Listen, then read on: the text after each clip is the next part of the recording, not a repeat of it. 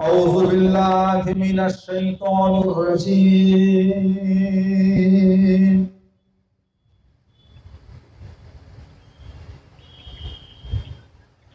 بسم الله الرحمن الرحيم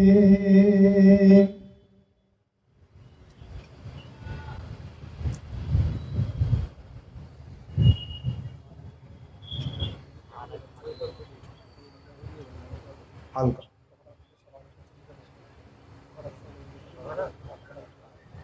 ঘুরিয়ে দেন আলহামদুলিল্লাহ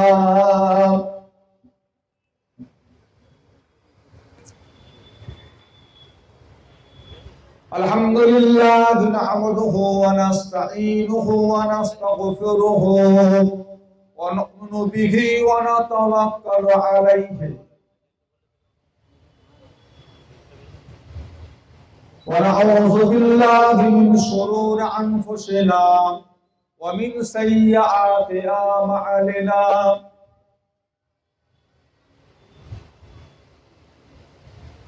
من يهده الله فلا مضل له ومن يضلله فلا هادي له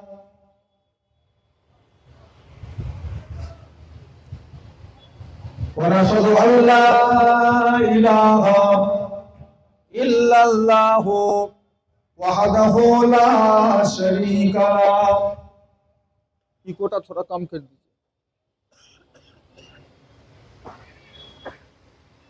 ونشهد أن سيدنا وحبيبنا ومولانا محمدا عبده ورسوله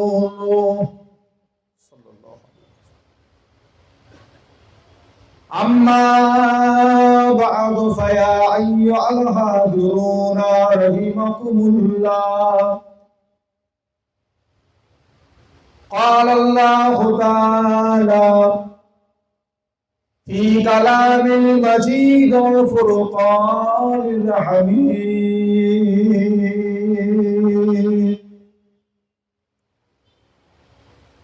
إن الله وملائكته يصلون على النبي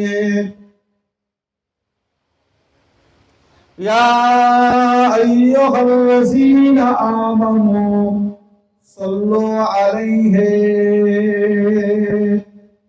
وسلموا تسليما اللهم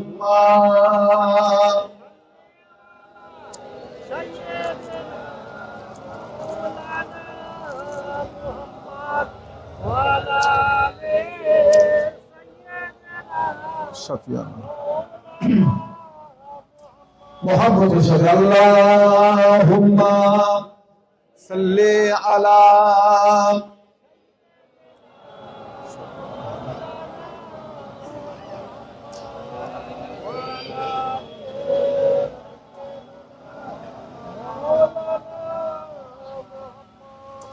मेरे आंखों के पुतली में जलवा मोहम्मद का मेरे दिल की आईना में नक्शाग मोहम्मद का कोई जन्नत में जाएगा कोई दोज़ख में पहुंचेगा मदीने की तरफ दौड़ेगा दीवाना मोहम्मद का अल्लाहुम्मा सल्ली अला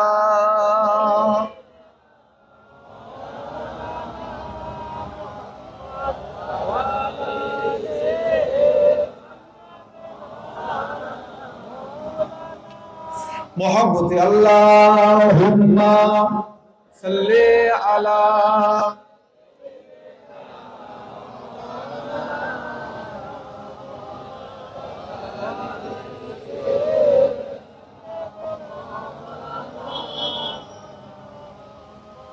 मददगार जिसी का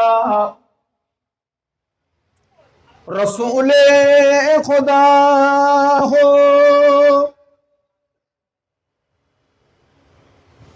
उसे और हिम्मतों का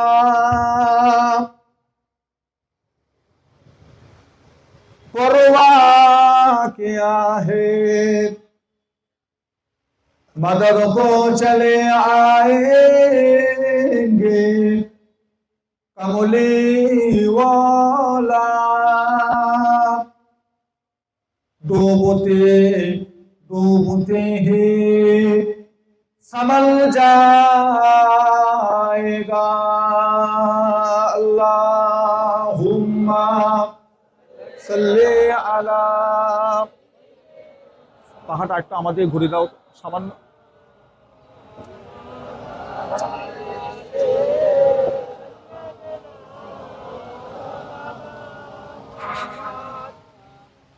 লা মাকসুদা ইল্লাল্লাহ, লা মাওজুদা ইল্লাল্লাহ, লা মাতলুবা ইল্লাল্লাহ, লা মাহবুবা ইল্লাল্লাহ, লা ইলাহা ইল্লাল্লাহ।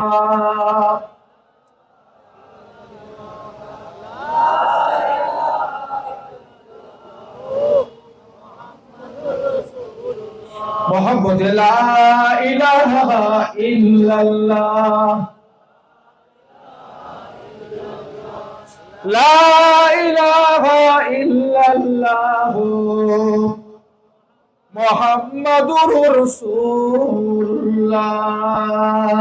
अल्लाहुम्मा सल्ले अला।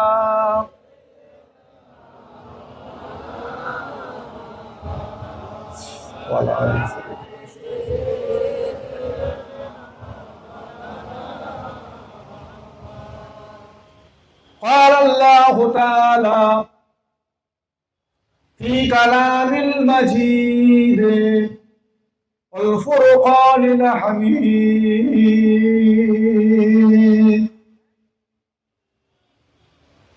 وأما من خاف مقام ربه ونهى النفس عن الهوى فإن الجنة هي المأوى.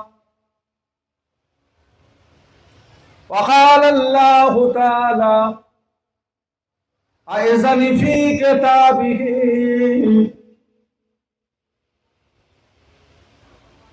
يا أيها الذين آمنوا ادخلوا في السلم كافة ولا تتبعوا خطوات الشيطان إنه لكم عدو مبين. وقال الله تعالى في آية أخرى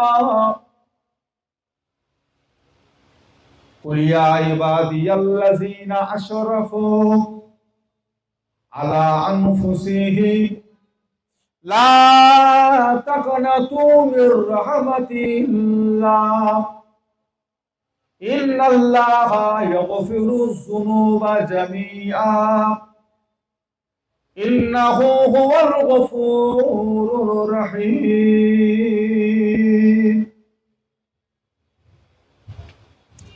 قال رسول الله صلى الله عليه وسلم ولنفسك عليك حقا ولزوجك عليك حقا ولجسدك عليك حقا فمن رغب عن سنتي فليس مني. وقال النبي صلى الله عليه وسلم লা তাদখুলা জান্নাতা হাত্তা ইয়াদখুলু হাবিবি ওয়া উম্মাতু।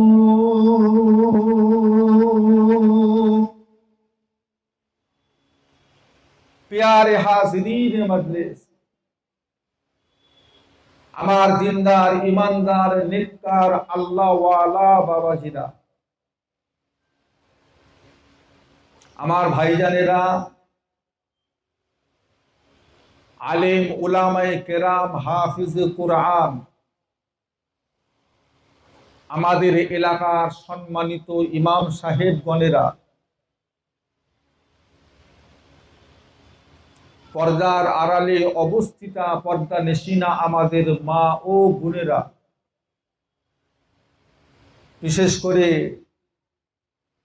আজ হযরত ইমাম হুসাইন রাদিয়াল্লাহু তাআলা আনহু স্মরণের মাহফিলের একনিষ্ঠ খাদেম কর্মী আমার কমিটি ভাইজান গণেরা,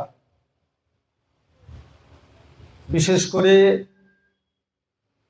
আমাদের ফুলফুরা শরীফের মুজাদ্দিদুল জামান কুতুবুল আলাম আমির শরিয়া আলা হযরত আমার দাদা হুজুর পীর কেবলা রহমাতুল্লাহ আলাইহির সিলসিলার মুরিদ মুতাকিদিন মুহাব্বতের ভাইজানেরা, আল্লাহ পাকের দরবারে লাখো কোটি শুকরিয়া যে আল্লাহ পাক আপনাদের ওসিলায়, আপনাদের মেহনতের টাকা পয়সায়, সময় দিয়ে, টাকা দিয়ে, পয়সা দিয়ে, বুদ্ধি দিয়ে সাহায্য করে, খেদমত করে প্রতি বছরের ন্যায় এবছরও আমাদের ইমামে আজম আবু হানিফা রহমতুল্লাহ আলাইহির ইমাম হুসাইন রাদিয়াল্লাহু তাআলা আনহুর স্মরণের মাহফিল কায়েম করা তৌফিক এনায়েত করেছেন। তাই আমরা সকলে মিলে আমাদের আল্লাহর শুকরিয়া আদায় করি। সকলে বলুন আলহামদুলিল্লাহ। এই সময়টিতে আল্লাহ পাক কিছু মানুষকে রোগ দিয়ে, বিমার দিয়ে, নার্সিংহোমে, হসপিটালে, বাড়িতে আল্লাহ শুইয়ে রেখেছেন। কিছু মানুষ শয়তানি ধোঁকায় পড়ে তাসের আড্ডায়, জোয়ার আড্ডায়, জেনার আড্ডায়, নোংরা জায়গাতেও কিছু মুসলমান বসে আছে। আবার কিছু মুসলমান বর্তমান সময়ে তারা আল্লাহর ঘর বাইতুল মুকাদ্দাসটাকে হেফাজত করার জন্য ইহুদি বেঈমান কাফেরদের কঠিন অত্যাচারের ভিতরে পড়ে আছে। এমন একটা দিন নেই, এমন একটা রাত নেই যে তাদের উপরে অত্যাচার হচ্ছে না। প্রত্যেকটা দিন ফিলিস্তিনের মুসলমান, গাজার মুসলমান প্রত্যেকটা দিন 100, 150, 200 ইহুদিদের বোমার আঘাতে তারা জীবন হারাচ্ছে, শহীদ হচ্ছে। কিসের লেগে? না আল্লাহর ঘর বাইতুল মুকাদ্দাসটাকে হেফাজত করার জন্য। এটা ইমানি দায়িত্ব। ওই ঘর এমন একটা ঘর, বাইতুল মুকাদ্দাসটা এমন একটা বরকতপূর্ণ জায়গা যে মসজিদে আল্লাহ সমস্ত নবী দিগক আল্লাহ হাজির করিয়েছে। সমস্ত নবীদের ইমাম আল্লাহ আপনার আমার নবীকে বানিয়ে ওই মসজিদে 2 রাকাত নামাজ পড়ার সুযোগ করে দিয়েছিলেন।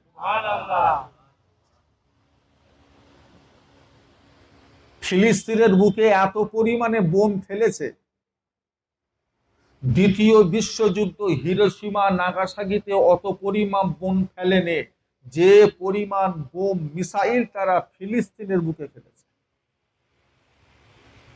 100 কিছু কম বেশি সারা পৃথিবীর ভিতরে 57টা মুসলমান দেশ, প্রত্যেকটা দেশ নীরবতা পালন করছে, চুপ। আরব বলেন, দুবাই বলেন, কাতার বলেন, কুয়েত বলেন, বাহরাইন বলেন, হোসনিয়া বলেন, পাকিস্তান বলেন, প্রত্যেকটা দেশ চুপ। কারোর মুখে কোনো কথা নেই। আমরা ভারতবর্ষের মুসলমান, আমরা তাদের জন্য হয়তো বেশি কিছু করে দিতে পারবো না, তবে আমরা তাদের জন্য আল্লাহর কাছে দুটো হাত তুলে একটু দোয়া তো চাইতে পারি যে আল্লাহ আমার বাইতুল মুকাদ্দাসের আমার মুসলমান ভাই বোনগুলোকে আল্লাহ হেফাজত করো, ইহুদিদের চক্রান্ত থেকে আল্লাহ তাদেরকে রক্ষা করো। এতটুকু তো আমরা দোয়া চাইতে পারি, কি বলেন? এটা কি আমাদের ইমানি দায়িত্ব নয়? তারা তো আমার নবীরই উম্মত, না অন্য নবীর উম্মত? আমার নবীর উম্মত। আবার শুধু দোয়া চাইলেও হবে না, প্রয়োজন যদি পড়ে আপনাকে আমাকে রাস্তায় নামতে যদি হতে হয়, নামতেও হবে, ঘরে বসে থাকা যাবে না। দোয়া দিয়ে যদি সব হয়ে যেত, তাহলে আমার আপনার নবী দো জাহানের বাদশাহ জীবনও কোনোদিন জিহাদের ময়দানে যেতেন না। কথা ঠিক আছে? তাহলে দোয়া দিয়ে সবকিছু হবে না। আল্লাহর উপর ভরসা করে থাকবো 100 বার, তারপরে ঘরে শুয়ে শুয়ে শুধু হাত তুলবো, ওতে হবে না। আমার নবী যুদ্ধ জেহাদ করেছেন না করেন?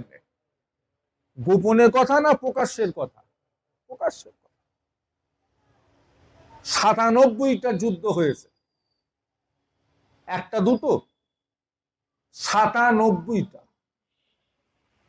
তার মধ্যে বেশ কিছু যুদ্ধে আমার নবী স্বয়ং নিজে হাজির ছিলেন। ওহুদের যুদ্ধ, বদরের যুদ্ধ, খন্দকের যুদ্ধ, তাবুকের যুদ্ধ, মুতাআর যুদ্ধ, হুনাইনের যুদ্ধ, আমার নবী হাজির। দিনকে কায়েম করার লেগে জিহাদ করেছে, শহীদ হয়ে গেছে, সাহাবারা হয়েছে।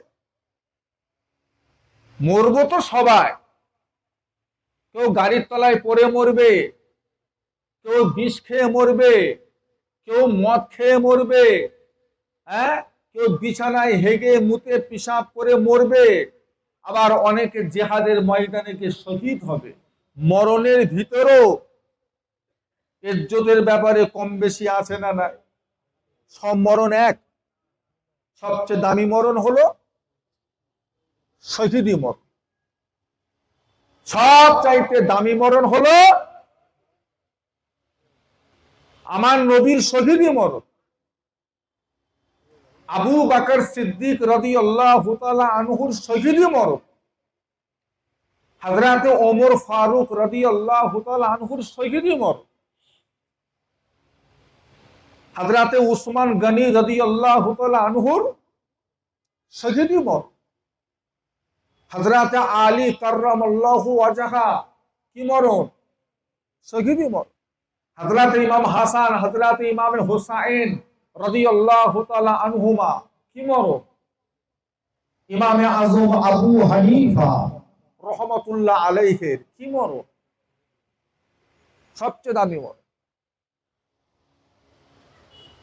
তবে শুধু জিহাদের ময়দানে গিয়ে মরণটাই শহীদি মরণ নয়। কেউ যদি আপনাকে বিষ খাইয়ে দেয়, সেই বিষক্রিয়াতে যদি আপনার মরণ হয়, শহীদি মরণ। যদি আপনাকে সাপে কাটে, শহীদি মরণ। রাতে আপনি ঘুমিয়ে আছেন, ভূমিকম্প হয়ে আপনার ঘরের পাঁচিল ভেঙে আপনার মরণ হলো, শহীদি মরণ। এলাকায় করোনা হয়েছে, মহামারী দেখা দিয়েছে, সে মহামারীতে যদি আপনার মরণ হয়, শহীদি মরণ। পুকুরে ডুবে কি জাহাজে করে কোথাও যাচ্ছিলেন, মাছ সমুদ্রতে কোনো অঘটন ঘটে আপনার মরণ হয়েছে, শহীদি মরণ। একটা মহিলা বাচ্চা প্রসবকালীন যদি মারা যায়, ওটাও হলো। ওসব নিয়ে চিন্তা করলে হবে না, মরণ তো একদিন হবে। তবে এমন একটা ভাবে মরতে হবে, মরণটা এমন একটা মরণ যেন হয় বিনা হিসাবে যেন আল্লাহ দয়ার জান্নাতবাসী হতে হবে। ওটাই তো মরণ। দোয়া চাইবে, বড় বরকতের মাস। যে মাসটাতে আমরা বসেছি, এটা বড় বরকতের মাস। মুহররম মাসটা আমাদের কাছে শোকের মাস না আনন্দের মাস?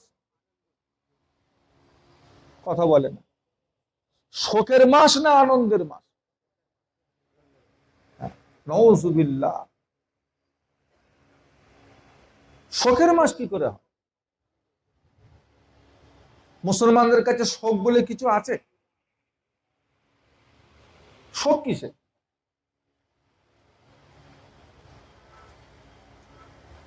আপনার নবী যেদিনকে ইন্তেকাল করেছে সেই দিনটা কি দিন? শোকের দিন। কথা বলেন না? ঈদে মিলাদুন নবী করা হয় না হয় না? ঈদ মানে কি? তাহলে ইমাম হোসাইন যদি এই মাসে ইন্তেকাল করার লেগে যদি শোক হয়, তাহলে আমার নবীর দরজা ইমাম হোসাইনের থেকে কম না বেশি? তাহলে বড় শোকের দিন কোনটা হতো আমাদের? একটু হা হো কিছু দেন। শোক আবার আপনার বাপ ইন্তেকাল করেছে, মা ইন্তেকাল করেছে, ভাই ইন্তেকাল করেছে, ছেলে ইন্তেকাল করেছে, আপনি শোক করতে পারবেন?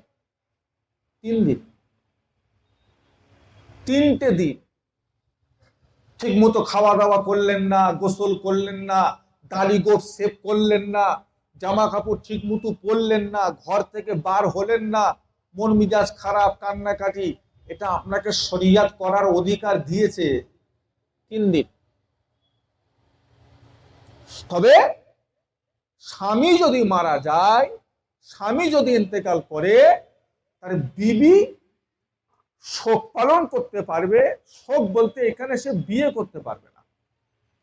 তার যদি বিয়ে করার বয়স থাকে, দ্বিতীয় বিয়ে যদি সে করতে চায়, সেখানে শরিয়াত বলেছে তাকে বাধ্যতা মানতেই হবে 4 মাস 10 দিন।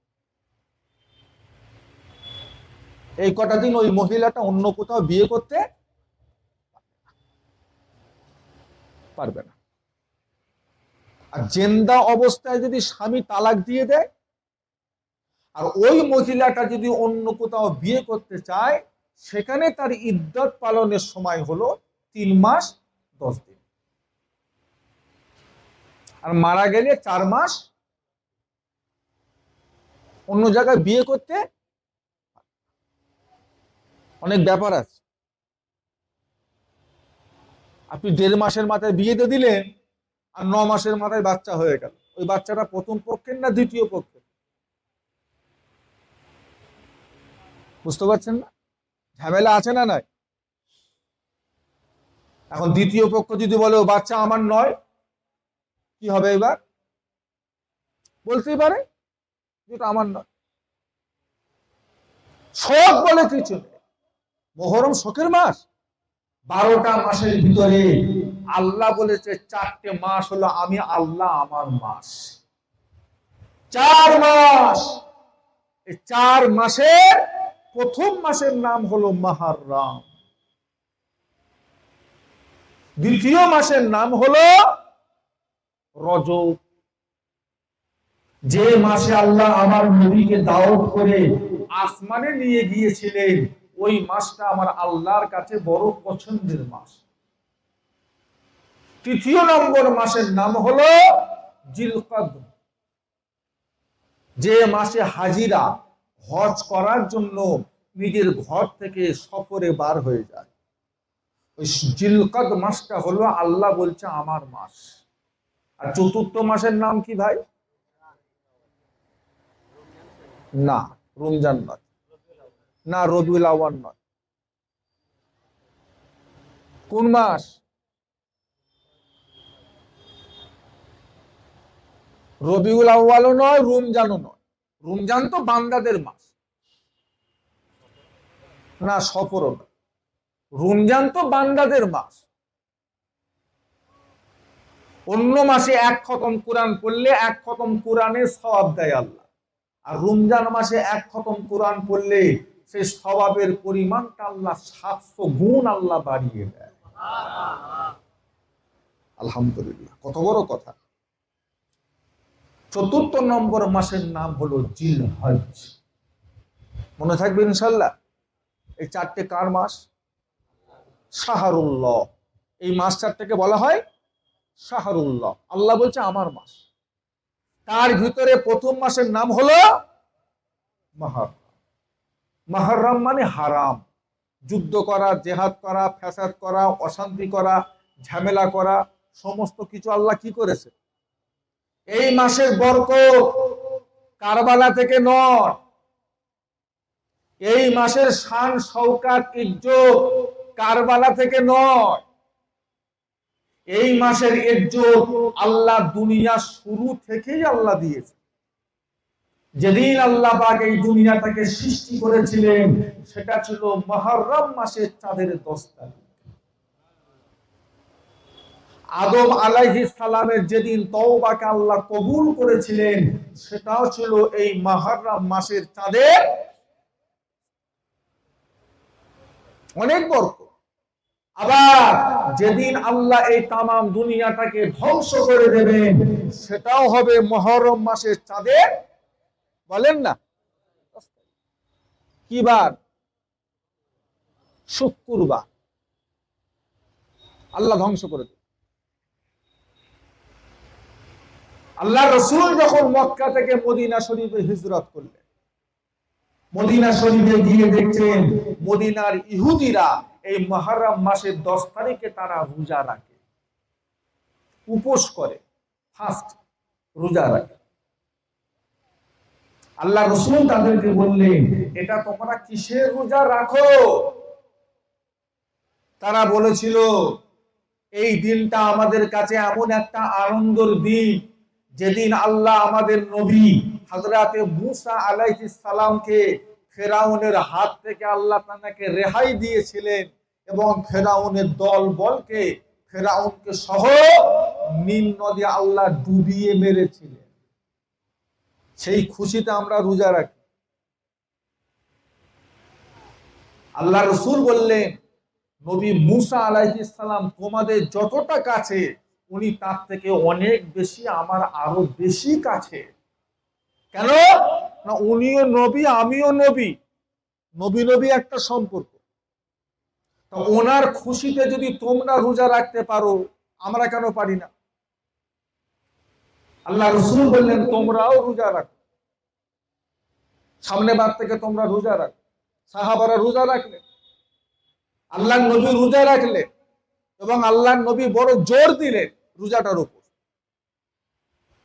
বলা হয়েছে 5 ওয়াক্ত নামাজের পরে যেমন তাহাজ্জুদের নামাজের ইজ্জত সবচাইতে বেশি, 1 মাস ফরজ রোজার পরে মুহররম মাসের চাঁদের 10 তারিখে রোজা হলো সবচাইতে ইজ্জত বেশি।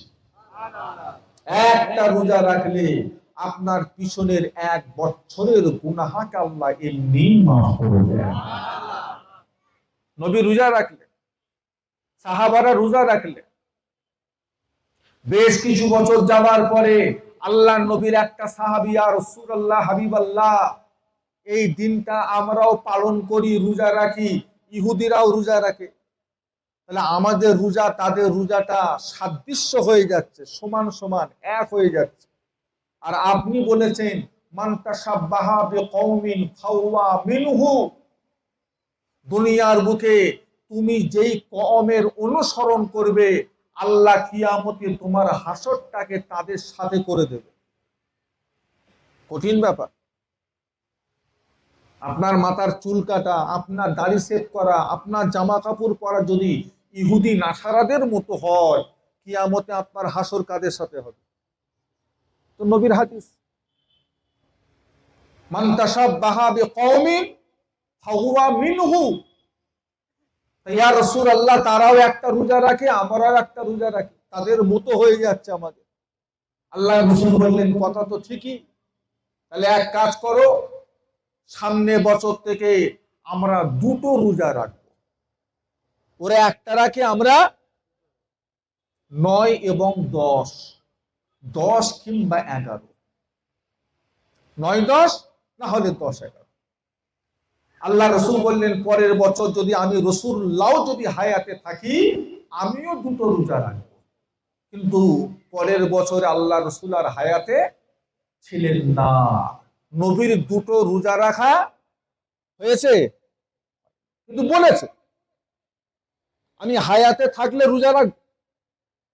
নবীর রাখা হয়নি, কিন্তু নবী জামানে বলেছে তাহলে আমাদের যদি রাখতে হয়, আমরা একটার উপর গুরুত্ব দেবো না দুটোর উপরই গুরুত্ব দেবো? নবী রাখতে পারেন, আপনি কথা বলবেন না জানো নবী যেটা করেন সেটা করা বেদাত,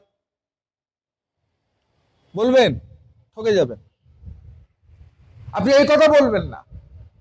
হাদিস কাকে বলে? বলে হাদিস কাকে বলে? কথা বলে না। হাদিস কাকে বলে? না, নবীর কথাটা শুধু হাদিস নয়, তিনটে জিনিসকে হাদিস বলা হয়। আল্লাহ নবীর কথা, আল্লাহ নবীর কাজ এবং আল্লাহ নবীর আদেশ, তিনটেই হলো হাদিস। নবীর কথাটা হাদিস হবে, আর নবীর কাজটা কি?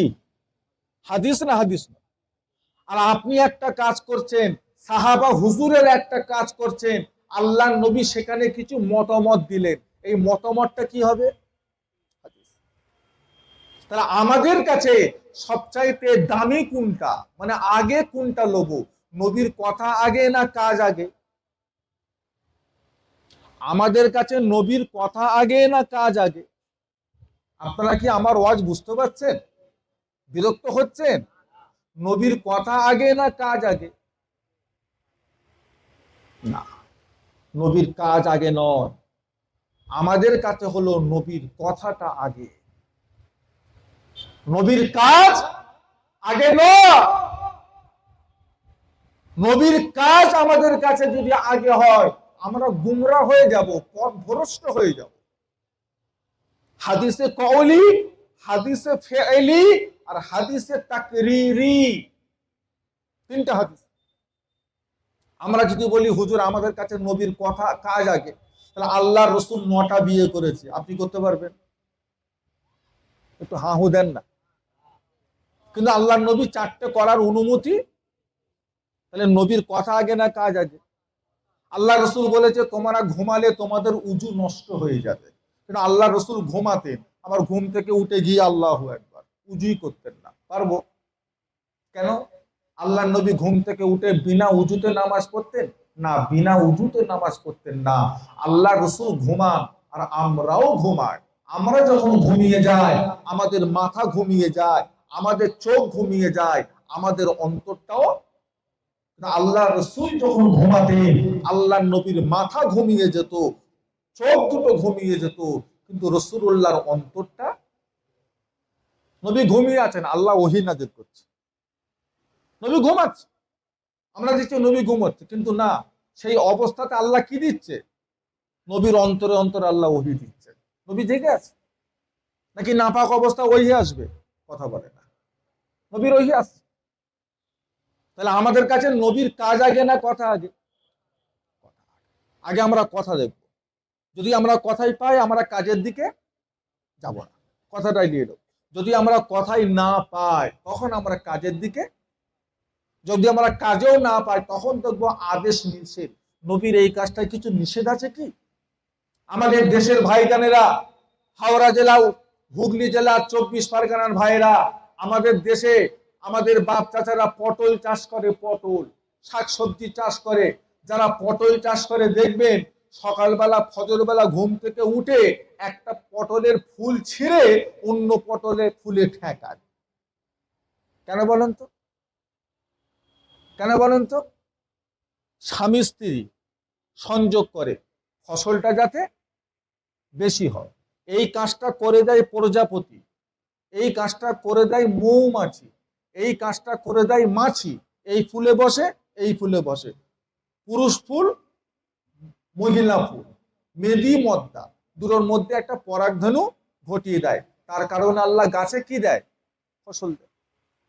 এখন যারা পটল চাষ করে ঘুম থেকে উঠে ঠেকায়। এখন আপনি যদি ওদেরকে গিয়ে মানা করেন এই ঠেকাসনি, এমনি হবে, ও আপনার কথা শুনবে না। বললে 15,000 টাকা খরচা করে পটল চাষ করেছি ঠকবার জন্য। মক্কা থেকে মদিনায় যখন নবী গেলেন, গিয়ে দেখছেন মদিনার লোকেরা খেজুরের গাছের ফুল ছিঁড়ে অন্য ফুলে ঠেকাচ্ছে। নবী বলছে তোমরা এটা কি করছো? তো বলছে হুজুর এটা করলে ফসল বেশি হয়, আল্লাহ রাসূল নিষেধ করলে এই কাজটা তোমরা করো না। সাহাবারা ছেড়ে দিলেন, নবীর নিষেধ। পরের সে বছর দেখা গেল ফসল কম, ফসল কম। আল্লাহর নবীর কাছে বলি, ইয়া রাসূলুল্লাহ, হাবিবাল্লাহ, আপনি আমাদেরকে নিষেধ করেছেন, আমরা কাজটা করিনি, তবে আল্লাহ এবছর তো ফসল কম দিয়েছে, ওই কাজটা করলে ফসল বেশি পেতাম। নবী বললেন, যাও, পরের বছর থেকে তোমরা ঠেকাবে, কোনো সমস্যা নেই, জায়েজ করবে। নিষেধ করলেন কেন? না, আমার নিষেধ করার কারণ হলো তোমাদের মধ্যে একটা ধারণা হয়ে গেছিল বোধহয় ঠেকালেই ফল হবে, না ঠেকালে হয়তো ফল হবে না।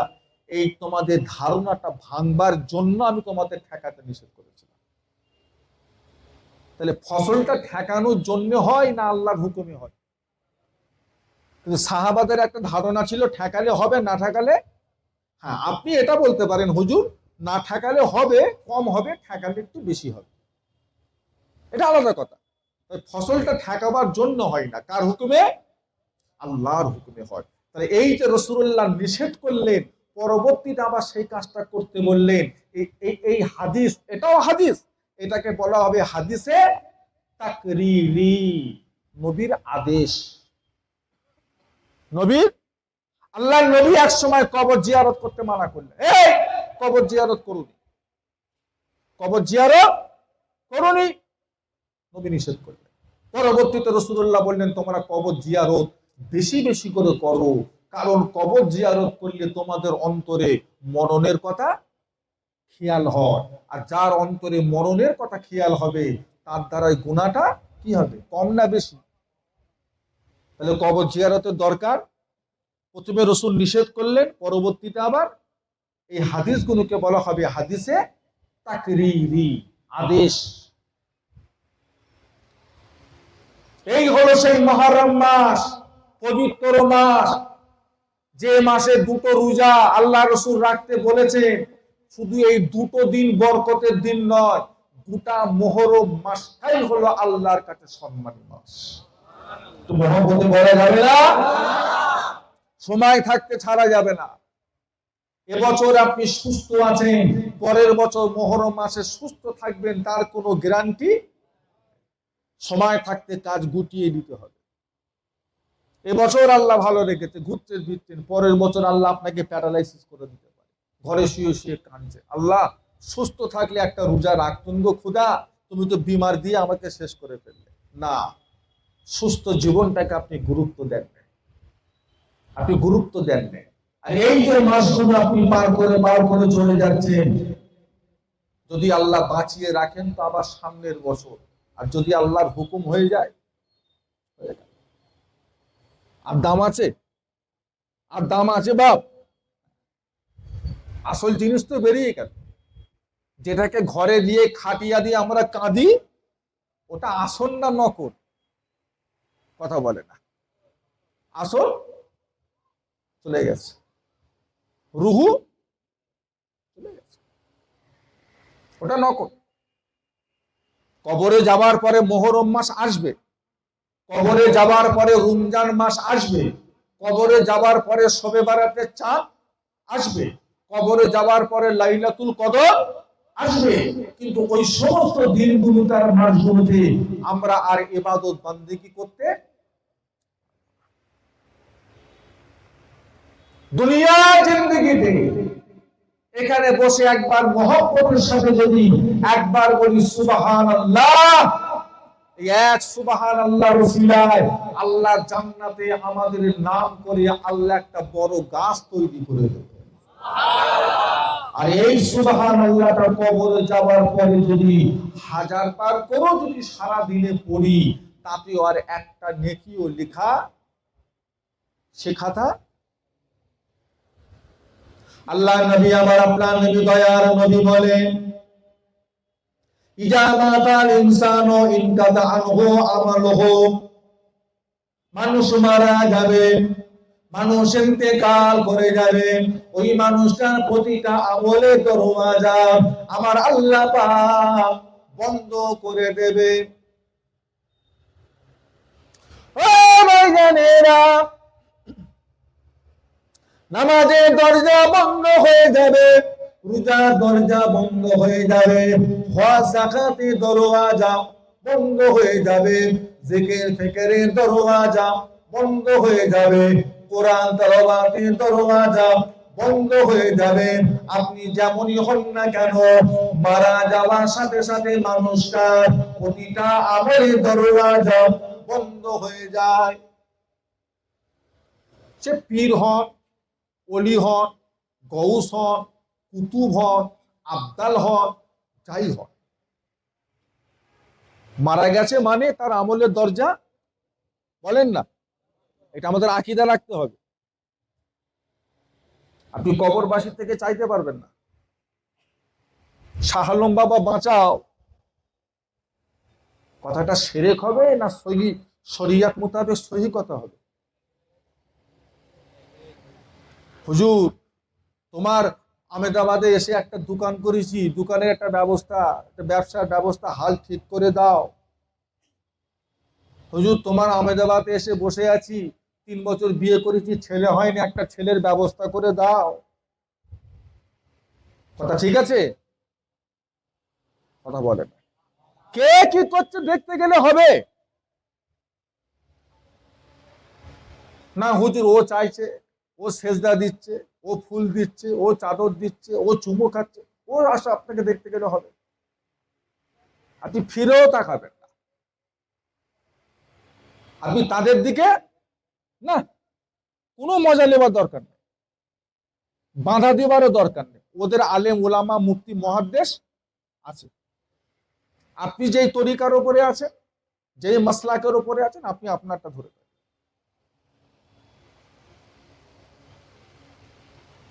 যারা যাওয়াটাকে হারাম বলছে তাদের দিকেও তাকাবেন না, আর যারা সেখানে গিয়ে সেজদা দিচ্ছে তাদের দিকেও। আমাদের কিছু ছেলেরা ভুল করছে, কেউ দিল্লি কাজে যায়, কেউ বোম্বাই যায়, কেউ ব্যাঙ্গালোর যায়, কেউ কেরল যায়, কেউ পুনা যায়, কেউ জম্মু যায়, কেউ আহমেদাবাদ যায় কাজে। এইসব জায়গাতে কাজ কাম করতে এসে 10 বছর 20 বছর 15 বছর 20 বছর থেকে যখন ঘরে যাচ্ছে, ও বাবা তুই কাজ করতে গেছিস, তোর আব্বা আম্মা তোকে শখ করে পেটিয়েছে, কি আনতে পেটিয়েছে ভাই? বলেন না গো, পয়সা পয়সা। যা বাবা খেটে খুটে হালাল পয়সা, খেটে খুটে এই পয়সা আনতে গিয়ে দেখি মশলা নিয়ে আসছে, মশলা, বিরিয়ানির মশলা, তাহলে হালিমের মশলা, কি মশলা, কি মশলা?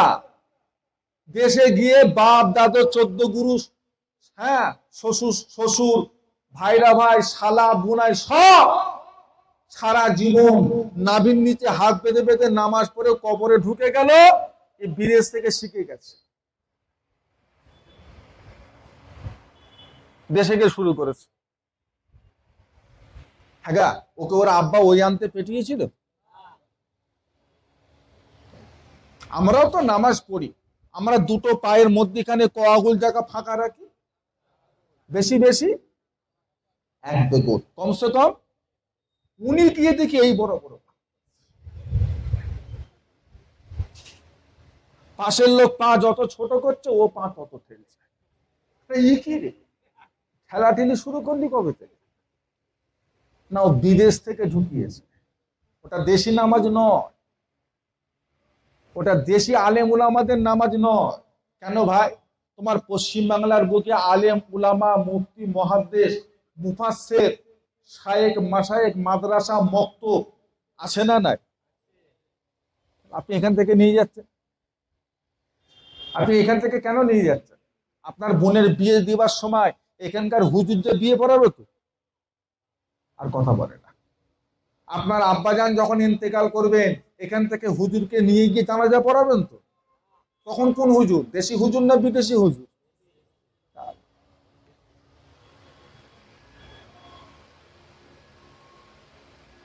বলছে পা ভালো করে ফাঁক করে পায়ে পা ঠেকিয়ে দাঁড়া। কেন রে? বলছে নাই শয়তান ঢুকে যাবে। বলছে এইভাবে দাঁড়া, নাই শয়তান ঢুকে যাবে। ফাঁকা পেলে যদি শয়তান ঢুকে যায়, তাহলে যত শয়তান সব ইমাম সাহেবের কাছে। ইমামের এই দিকও ফাঁকা, এই দিকও ফাঁকা। সব শয়তান কার কাছে? তোমার কথাই তুমি বলো, ফাঁকা পেলে কে ঢুকে যাবে? শয়তান কার কাছে? এখন ইমামকে যদি শয়তান কন্ট্রোল করলায়, আর বগি কন্ট্রোল করার দরকার আছে? ইমামই তো শয়তানের আন্ডারে চলে গেছে।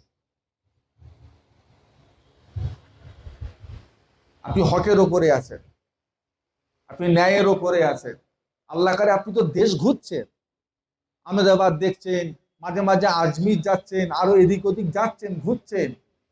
ফুলফুরা সিলসিলা, এটা হলো একটা আদবওয়ালা সিলসিলা, এটা একটা হক সিলসিলা। আল্লাহ যদি আপনাকে সেই বুদ্ধি বিবেক দিতেন, আপনি নিজেই বিচার করে বুঝতে পারতেন যে আমি সত্যি হকের ওপরে আছি। এবার কেউ যদি ব্যক্তিগতভাবে যদি নিজের একটা মত খুলে বসে বলে এটা দাদা হুজুরের মত, আর সেটা যদি আপনি জেনে মনে করেন সত্যি দাদা হুজুরের, সেটা আলাদা কথা। কিতাবপত্র যদি পড়েন, মাসলা মাসাইল যদি ঘাটেন, ইনশাআল্লাহ আপনাকে লড়াতে পারবে না, লড়াতে পারবে না। হ্যাঁ, আমরা ইমাম মানি, আমরা ইমাম মানি, আমরা হলাম হানাফি, ইমামে আজম আবু হানিফা রহমাতুল্লাহ আলাইহির মাসলাকের মানুষ আমরা, তাই তো নাকি গো? আমরা কোরআন মানি, হাদিস মানি, আর ইজমাও মানি, কিয়াসও মানি। আমরা কখনো বলি না এই কোরআনে আছে, এই তুই যেটা বলছিস হাদিসে আছে, এই কথাটা আমাদের মুখে শোভা পাবে না। আমরা বলবো হাদিস কোরআন ইজমা কিয়াসে আছে কি? কখনো বলবেন না এই তুই যে বলছিস ওটা হাদিস কোরআনে আছে, খালি কামায় বলছিস, এই কথা বলবেন না, এটা ওদের কথা। আর আমরা ইমাম মানি, আমাদের মুখের কথা হবে হাদিস কোরআন ইজমা কিয়াসে আছে কি? চারটে ধরবে, দুটো নয়। যদি বলেন শুধু কোরআন হাদিস, আপনি বর্তমান যুগে শরিয়াতের উপরে চলাফেরা করতে পারবেন না। মসজিদ দোতলা হয়ে গেছে, মসজিদ দোতলা হয়ে গেছে, তিনতলা হয়ে গেছে, চারতলা হয়ে গেছে। আল্লাহর নবীর জামানায় ছিল, একটু হাহু দেন না, আমার নবীর যুগে চারতলা মসজিদ ছিল। শরিয়াতের মাসলা হলো ইমাম থাকবে আগে আর মুসল্লি থাকবে। কিন্তু আমাদের এলাকায় কি হচ্ছে, ইমাম নিচে আর মুসল্লি উপরে যারা আছে ওদের নামাজ হবে? ইমামকে নিচেই রেখে যারা ওপরে নামাজ পড়তে উঠলো ওদের নামাজ হবে? একটু হাহু দেন না। কিসের ভিত্তিতে? কোরআনে আছে দুতলা মসজিদ করো, হাদিসে আছে তিনতলা মসজিদ করো। আপনার মায়ের শরীর খারাপ, আপনার বইয়ের পেটে বাচ্চা, তাকে নিয়ে আপনি চলে গেলেন হসপিটালে, ভর্তি করে দিলেন। ডাক্তার পরীক্ষা নিরীক্ষা করে বলছে ও বাবা এটা শরীরে রক্ত কমে গেছে, একে বাঁচাতে গেলে এখন রক্তের দরকার। ডাক্তার বাবু আমার মায়ের রক্তের গ্রুপ কত? বলছে A+। আপনি চলে গেলেন ব্লাড ব্যাংকে, গ্রামের ছেলের থেকে দুটো কার্ড নিয়ে ব্লাড ব্যাংকে চলে গেলেন, ব্লাড ব্যাংকে গিয়ে 2 বোতল রক্ত এনে ডাক্তারকে দিলেন। ডাক্তার সেই রক্তটা নিয়ে আপনার মায়ের শরীরে, রক্তটা কার? ইমানদারের রক্ত না বেঈমানের রক্ত? কিছু বলেন আপনারা, আমি আপনাদের কিছু ভুলভাল বুঝাচ্ছি না তো? রক্তটা মুসলমানের রক্ত না কাফেরের রক্ত? কার রক্তটা? কার বলেন, কার রক্ত? আমার নবীর উম্মতের রক্ত না নবীর দুশমনের রক্ত? ব্লাড ব্যাংক থেকে যে রক্তটা এনে আপনার মায়ের শরীরে দিলেন, ওই রক্তটা দেওয়াটা কোরআন হাদিস মোতাবেক হালাল হলো না হারাম হলো? কি ফতোয়া দেবেন দেন। নবীর জামানায় রক্ত লেনদেন হতো? নবীর যুগে হতো? বর্তমান যুগে? এখন যদি আপনি বলেন আমি কোরআন মানি, হাদিস মানি, ইজমা কিয়াস মানি না, ইমাম টিমাম মানি না, চলতে পারবেন? গোরামি করবেন না। বাংলাদেশি 4টে বক্তার অশ্লীল নাচানাচি করবেন না। বাংলাদেশি বক্তাদের অশুনে, বাংলায় অশুনে হই হই করবেন না। আপনাকে বুঝতে হবে বাপ, মানুষের চক্ষু দান করছে, মানুষের আপনার আব্বার 2টো কিডনি নষ্ট হয়ে গেছে, সপ্তাহে 2টো ডায়ালিসিস চলছে, ডাক্তার বলে যে তোমার বাপে যদি একটা নতুন কিডনি দিতে পারো তোমার বাপ তাহলে সুস্থ থাকতে পারে। আপনি পেপারে অ্যাড দিয়ে দিয়েছেন, মনে মনে ইস্তেহার মেরে দিয়েছেন যে একটা কিডনি দেবে তাকে আমি 10 লক্ষ টাকা দেবো। একটা গরিবের ছেলে রাজি হয়ে গেছে, তার কাছে 10 লাখ মানে বিশাল ব্যাপার। তার পেট কেটে কিডনি বার করে আপনার বাপের শরীরে লাগিয়ে দিলেন, আপনার বাপ সুস্থ। এই যে একটা মানুষের অঙ্গ কেটে আর একটা মানুষের শরীরে ঢুকালেন, টাকার বিনিময়ে কিডনিটা কিনলেন, হালাল হলো না হারাম হলো? আমার কথা বুঝতে পারছেন না? কাজটা হালাল হলো না হারাম হলো? কাজটা চলবে না চলবে না? চলবে, চলবে। শরীরের অঙ্গ বিক্রি করা যাবে? আপনি কি গরু? কেউ বলবে কলজেটা দিয়ে দে, ক টাকা নিবি বল। কেউ বলবে কিডনিটা দিয়ে দে, কত দাম দেবো বল। কেউ বলবে একটা চোখ দিয়ে কত। আপনি কি গরু? মানুষ হলো আশরাফুল মখলুকাত, আল্লাহর সৃষ্টির ভিতরে শ্রেষ্ঠ। আল্লাহর সৃষ্টির ভিতরে শ্রেষ্ঠ হয়ে তার অঙ্গ বিক্রি করাটা এটা হালাল হবে না হারাম হবে? আপনি ফতোয়া দিচ্ছেন, আমি ইমাম টিমাম মানি না। আপনি নিজেও চলতে পারবেন? বলেন না গো। দাড়ি কলপ করছেন, কালো করছেন, সাহাবারা করতো? বলেন বলেন। ওই সেলুনের সামনে গিয়ে, কাঁচের সামনে গিয়ে হাতে একটা কাঁচি নিয়ে পাকা পাকা গুলোকে, কি ধৈর্য আল্লাহ দিয়েছে আল্লাহ, একটা একটা করে কাটছে পাকা পাকা গুলো। বুড়ো হবে না, মানে এখন উনি বুড়ো হতে চায় না, গোপ গুলোকে সরিয়ে সরিয়ে পাকা পাকা গুলোকে কাটছে। সাহাবারা করতো, আপনি করছেন। কাজটা হালাল হচ্ছে না হারাম হচ্ছে? ও হারাম সরাসরি কি বলতে পারবেন যে আমলটা সাহাবারা করেই নেই, হাদিসেই নেই, কোরআনে নেই? আপনি কি বলবেন? আপনার ছেলে একটা হিজড়েকে পছন্দ করে ফেলে, বলছে আমি ওকেই বিয়ে করবো। হিজড়ে কি বিয়ে করবি? ও তো ছেলে পুলে, আমাদের নাই হোক আমার দরকার নেই, আমি ওকেই বিয়ে করবো। এখন বলে কোরআন হাদিস থেকে বলে হিজড়ে বিয়ে করা হালাল হবে না হারাম হবে?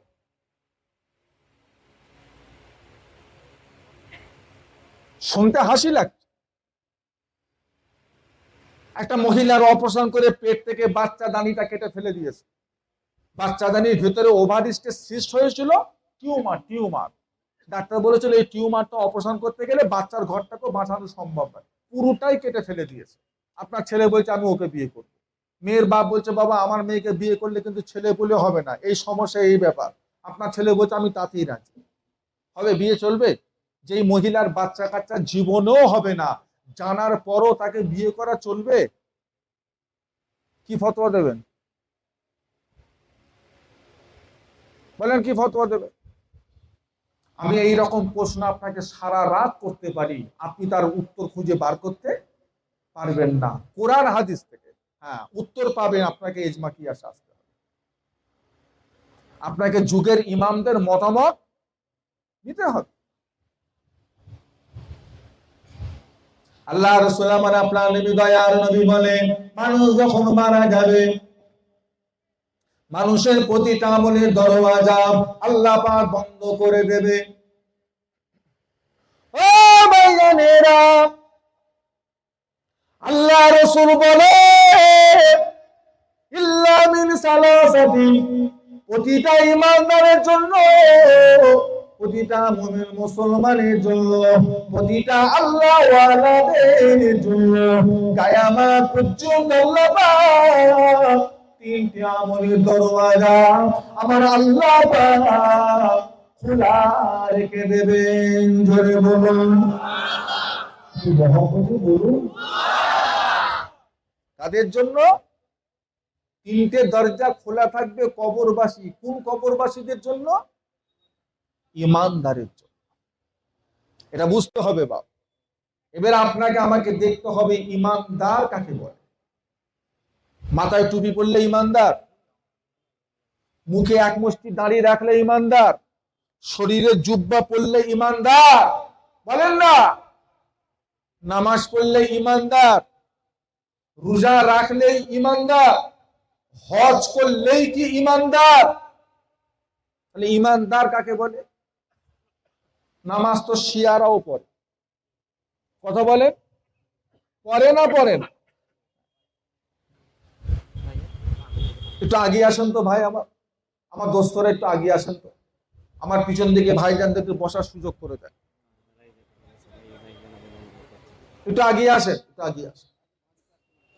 বাঁ সাইডটা খালি আছে, স্টেজের বাঁ দিকটাই খালি আছে।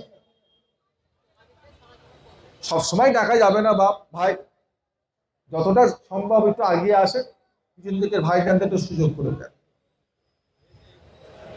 ইমানদার কাকে বলে? দুনিয়াতে একদল মানুষ আছে যারা আমার নবীর নামে আজান দেয় না। তারা আজানের মধ্যে বলে আশহাদু আন্না আলিউল ওলিউল্লাহ, আশহাদু আন্না আলিউল হুজ্জাতুল্লাহ। আমি এখানে বসে বসে বানাচ্ছি, কথা বলছেন না কেন? তৈরি করলাম। যারা আমার নবীর নাম কেটে বাদ দিয়ে হযরতে আলীর নাম ঢুকালো, আপনি তাদের ঘরে মেয়ের বিয়ে দেবেন? তাদের হাতের রান্না খাবেন? যদি দেখতেন শহরে ঢুকে গেছেন, খুব জোর পানি শুরু হয়ে গেছে, আর আপনি জানেন ওই দোকানদারটা ওই, যদি ভিজেও যান তারপরও ও ছাঁচে গিয়ে দাঁড়াবেন? পানির পিপাসায় যদি কাতর হয়ে যান, সামনে একটা দোকান পড়ে গেছে, ওই ওই পার্টি দোকানদার, ওর দোকানের পানি চেয়ে খাবেন? মুখে তো খুব বলতে সহজ লাগছে, জি না, জি না। সময় মতো পারবেন তো? ইমানদার কাকে বলে? দুনিয়াতে একটা দল আছে কাদিয়ানি, ওই দলের প্রতিষ্ঠাতা গোলাম আহমদ কাদিয়ানি মির্জা, সেও নিজেকে নবী বলে দাবি করেছিল। আমার নবী যেখানে বলে গেছে লা নবিয়া বাদি, আমার পরে আর কোনো নবী, কিন্তু সেখানে গোলাম আহমদ কাদিয়ানি মির্জা নিজেকে নবী বলে, তারও একটা দল মত আছে, তারাও নামাজ কালাম পড়ে। ইমানদার না কাফের? কাফের। মুতাজেলা বলে একটা দল আছে, মুতাজেলা, ওরা বলে আমরা নামাজ পড়ছি আল্লাহ পড়িয়েছে, চুরি করছি আল্লাহ করিয়েছে, সব দোষ। ইমানদার কাকে বলে? আমানতু বিল্লাহি ওয়া মালাইকাতিহি ওয়া কুতুবিহি ওয়া রুসুলিহি ওয়াল ইয়াউমিল আখির ওয়াল কাদরি খাইরিহি ওয়া শাররিহি মিনাল্লাহি তাআলা ওয়াল বা'সি বাদাল মউত। ও ভাইজানেরা, এক নাম্বার হলো আমানতু বিল্লাহ, আমরা কাকে মেনেছি? কারো পরিমাণ এনেছি? আনবো না এনেছি? না আজকে আল্লাহ। এক নাম্বার হলো আমানতু বিল্লাহ, দ্বিতীয় নাম্বার হলো ওয়া মালাইকাতিহি, কাদের উপরে বিশ্বাস এনেছি?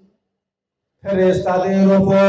তিন নাম্বার হলো ওয়া কুতুবিহি, কিসের উপরে ঈমান এনেছি?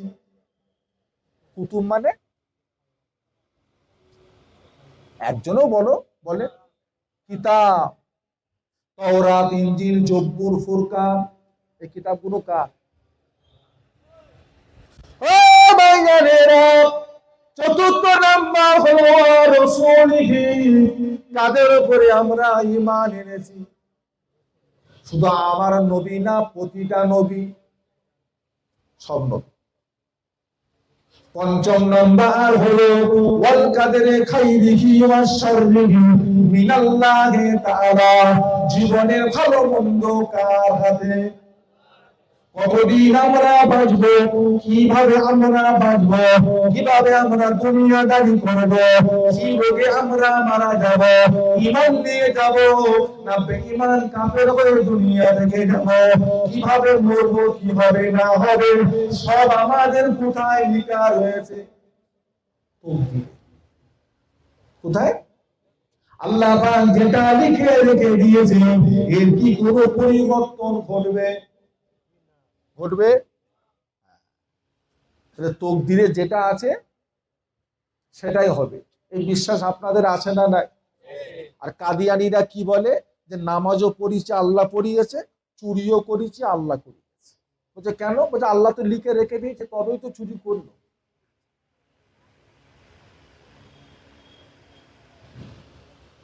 আল্লাহ তো লিখে দিচ্ছে। দ্বিতীয় তুই অমুক তারিখে জেনা করবি, তাই জেনা করিস, তাহলে দোষ কার? নওয়াজবিল্লাহ, কার দোষ?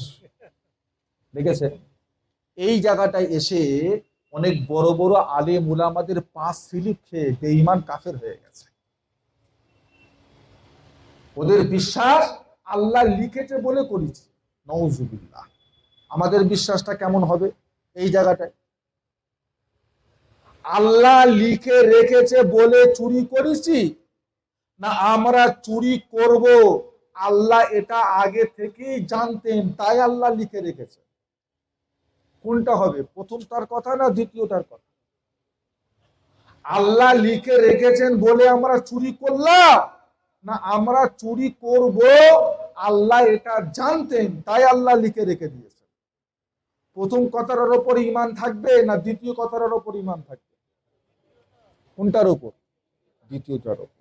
যে আমরা চুরি করব এটা আমার আল্লাহ আগে থেকে জানে, যে বান্দা অমুক তারিখে গিয়ে চুরি করবে তাই আল্লাহ লিখে রেখেছে। এটা নয় যে আল্লাহ লিখেছে বলে আমরা চুরি করেছি।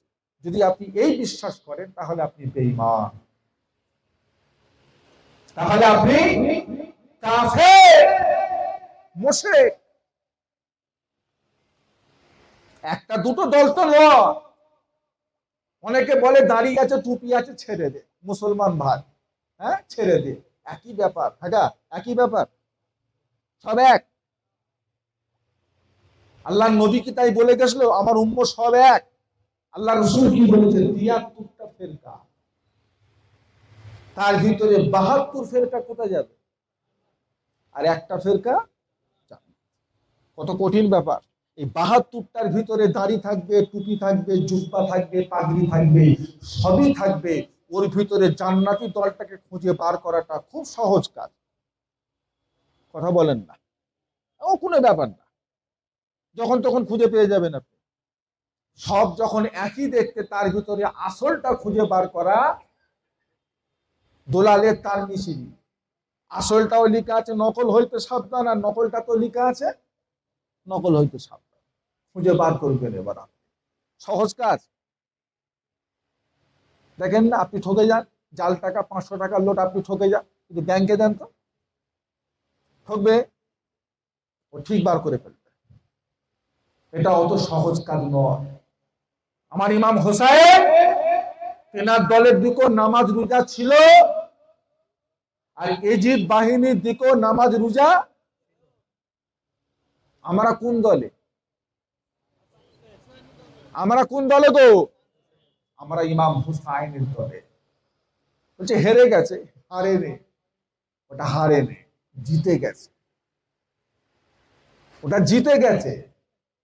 হেরে গেছে এজিদ, হেরে গেছে এজিদের বাহিনী, জিতে গেছে না, শহীদ হয়ে গেছে, মারা গেছে, দলবল শেষ হয়ে গেছে?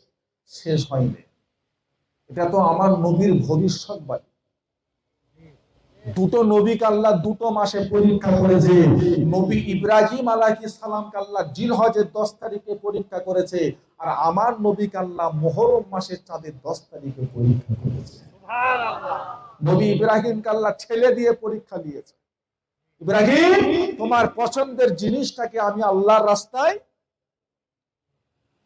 100 উট দিয়ে দিল। দ্বিতীয় দিনে আরো 100, তৃতীয় দিনে এবার নিজের ছেলেটাকে নিয়ে গেছে, শুইয়েছে, গলায় ছুরি চালাচ্ছে। ইতিহাস লম্বা। কুরবানি কবুল হয়ে গেছে, কিন্তু কুরবানির বস্তুটাকে আল্লাহ কবুল করেনি, ছেড়ে দিয়েছে। নবী ইসমাইলকে আল্লাহ কি করেছে? কিন্তু মুহররমের চাঁদের 10 তারিখে আল্লাহ আমার নবীর কুরবানিকেও কবুল করেছে, কুরবানির বস্তুটাকেও আল্লাহ কবুল করে দিয়েছে। হারে রে, হার কাকে বলে? যার নাম নিশানা দুনিয়া থেকে মিটে গেছে তাকে হার বলে। আজকে আমার ইমাম হোসাইন যদি সেদিন এজিদের কাছে বায়াত হয়ে যেত, দুনিয়াতে রাসূল পাক সাল্লাল্লাহু আলাইহি ওয়াসাল্লামের দ্বীন সঠিক ইসলাম বলে আর কিছু থাকতো না, আর কিছু থাকতো না। আল্লাহ পাক আমার আপনার নবী দয়ার নবীকে ঈমানের নূর ইসলামের নূর দিয়ে আল্লাহ পাক আমার আপনার নবীকে দয়ার নবীকে মক্কা নগরে জন্মগ্রহণ করালেন। জোরে বলুন ও ভাইজানেরা, নবী আমার 10 বছর নবী আমার ইসলামী শাসন পরিচালনা করলেন। 10 বছর নবী আমার রাজত্ব চালাবার পরে নবী আমার ইন্তেকালের সময় হয়ে গেল। নবী আমার 15টা দিন অসুস্থ, বিছানায় পড়ে আছে। আল্লাহ নবী আমার আপনার নবী আম্মা জান আয়েশাকে ডেকে বললেন, আয়েশা তোমার আব্বাকে বলো তিনি যেন মদিনার মসজিদে নববী শরীফে নামাজগুলো যেন আদায় করা। আম্মা জান হযরত আয়েশা, ইয়া রাসূলুল্লাহ হাবিবাল্লাহ, আমার আব্বা আবু বকর বড় নরম দিলের মানুষ, উনি আপনার জায়গায় দাঁড়িয়ে নামাজ পড়াতে পারবেন না, এটা ওনার পক্ষে সম্ভব নয়। আল্লাহ নবী বলেন, আয়েশা তোমার আব্বাকে নামাজটা পড়াতে বলো। হযরত আবু বকর সিদ্দিক আল্লাহ নবী হায়াতে থাকা অবস্থায় হযরত আবু বকর 15 ওয়াক্তের নামাজ পড়িয়েছিলেন। জোরে বলুন। নবী রাজত্ব দিয়ে যায়নি, নেতা করে দিয়ে যায়নি, তবে একটা ইশারা যে আমার পরে যদি আমার জায়গায় দাঁড়িয়ে যদি নামাজ পড়াবার কারো যোগ্য থাকে, সেই যোগ্য ব্যক্তি হলো হযরত আবু বকর সিদ্দিক। তবে দায়িত্ব তোমাদের, তোমরা বিবেচনা করে একজনকে নেতা করে দিও। রাজার ছেলে রাজা, এটা ইসলাম মানে না,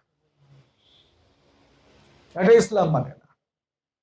ও ভাইজানেরা, নবী আমার ইন্তেকাল হয়ে গেলে হযরত আবু বকর সিদ্দিক রাদিয়াল্লাহু তাআলা আনহু মদিনার সিংহাসনে বসে গেলেন, রাজত্ব কায়েম করলেন। হযরত আবু বকর সিদ্দিক রাদিয়াল্লাহু তাআলা আনহু 2.5টা বছর তিনি রাজত্ব চালিয়েছিলেন। জোরে বলুন। ও ভাইজানেরা, হযরত আবু বকরকে জিজ্ঞাসা করা হলো, হুজুর আপনার ইন্তেকালের পরে আমরা কাকে নেতা বলে মানবো, কাকে আমরা রাজত্বের অধিকার দেবো, এই সিংহাসনে আমরা কাকে বসাবো?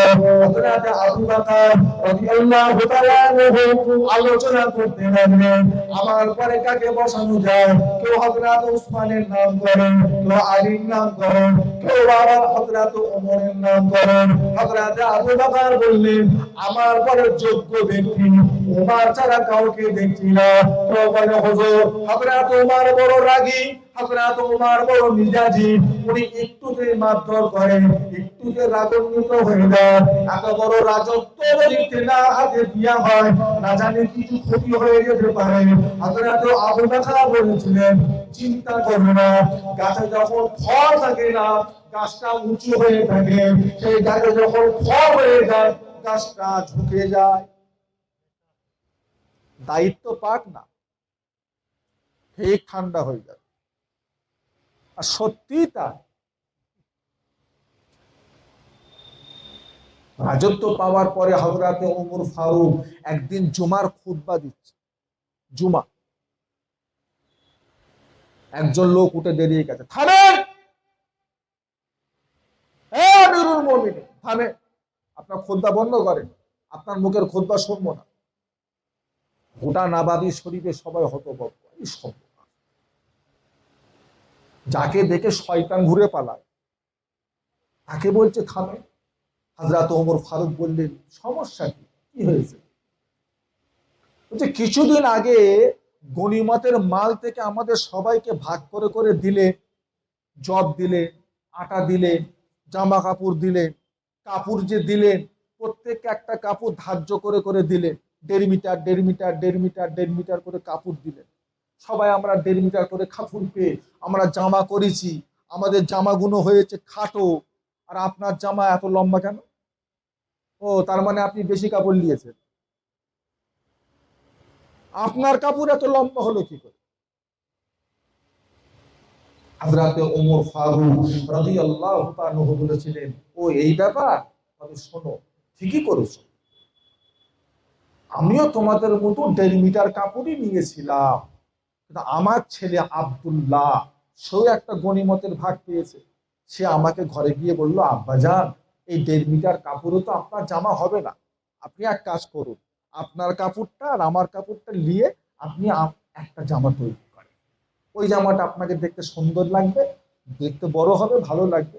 সেই আমার বেটা আব্দুল্লাহর কাপড়টা আমার কাপড়ের সঙ্গে মিশিয়ে আমি দর্জিকে দিয়েছি, জামা করেছে, তাই আমার জামাটা এত লম্বা হয়েছে। তাই তুমি বলছো আমার জামা বড় বলে?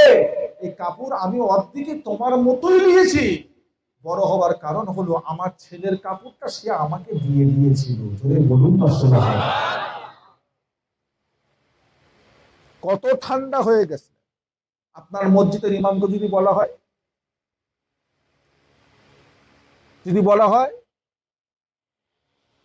হযরত ওমর ফারুক রাদিয়াল্লাহু তাআলা 8 বছর শাসন চালিয়েছিলেন। ও ভাইজানেরা, হযরত ওমর রাদিয়াল্লাহু তাআলা মদিনার মসজিদে নববী শরীফে ফজরের নামাজ পড়াচ্ছেন। আবু লুলু বলে একটা বেঈমান কাফের চাদর জড়িয়ে একটা তলোয়ার হাতে করে নিয়ে হযরত ওমর ফারুকের পিছনে নামাজে দাঁড়িয়ে গেলেন। লোকটা ছিল ইহুদি। যখন তিনি নামাজে দাঁড়িয়ে গেলেন, পিছন দিক থেকে তেনাকে আঘাত করা হলো।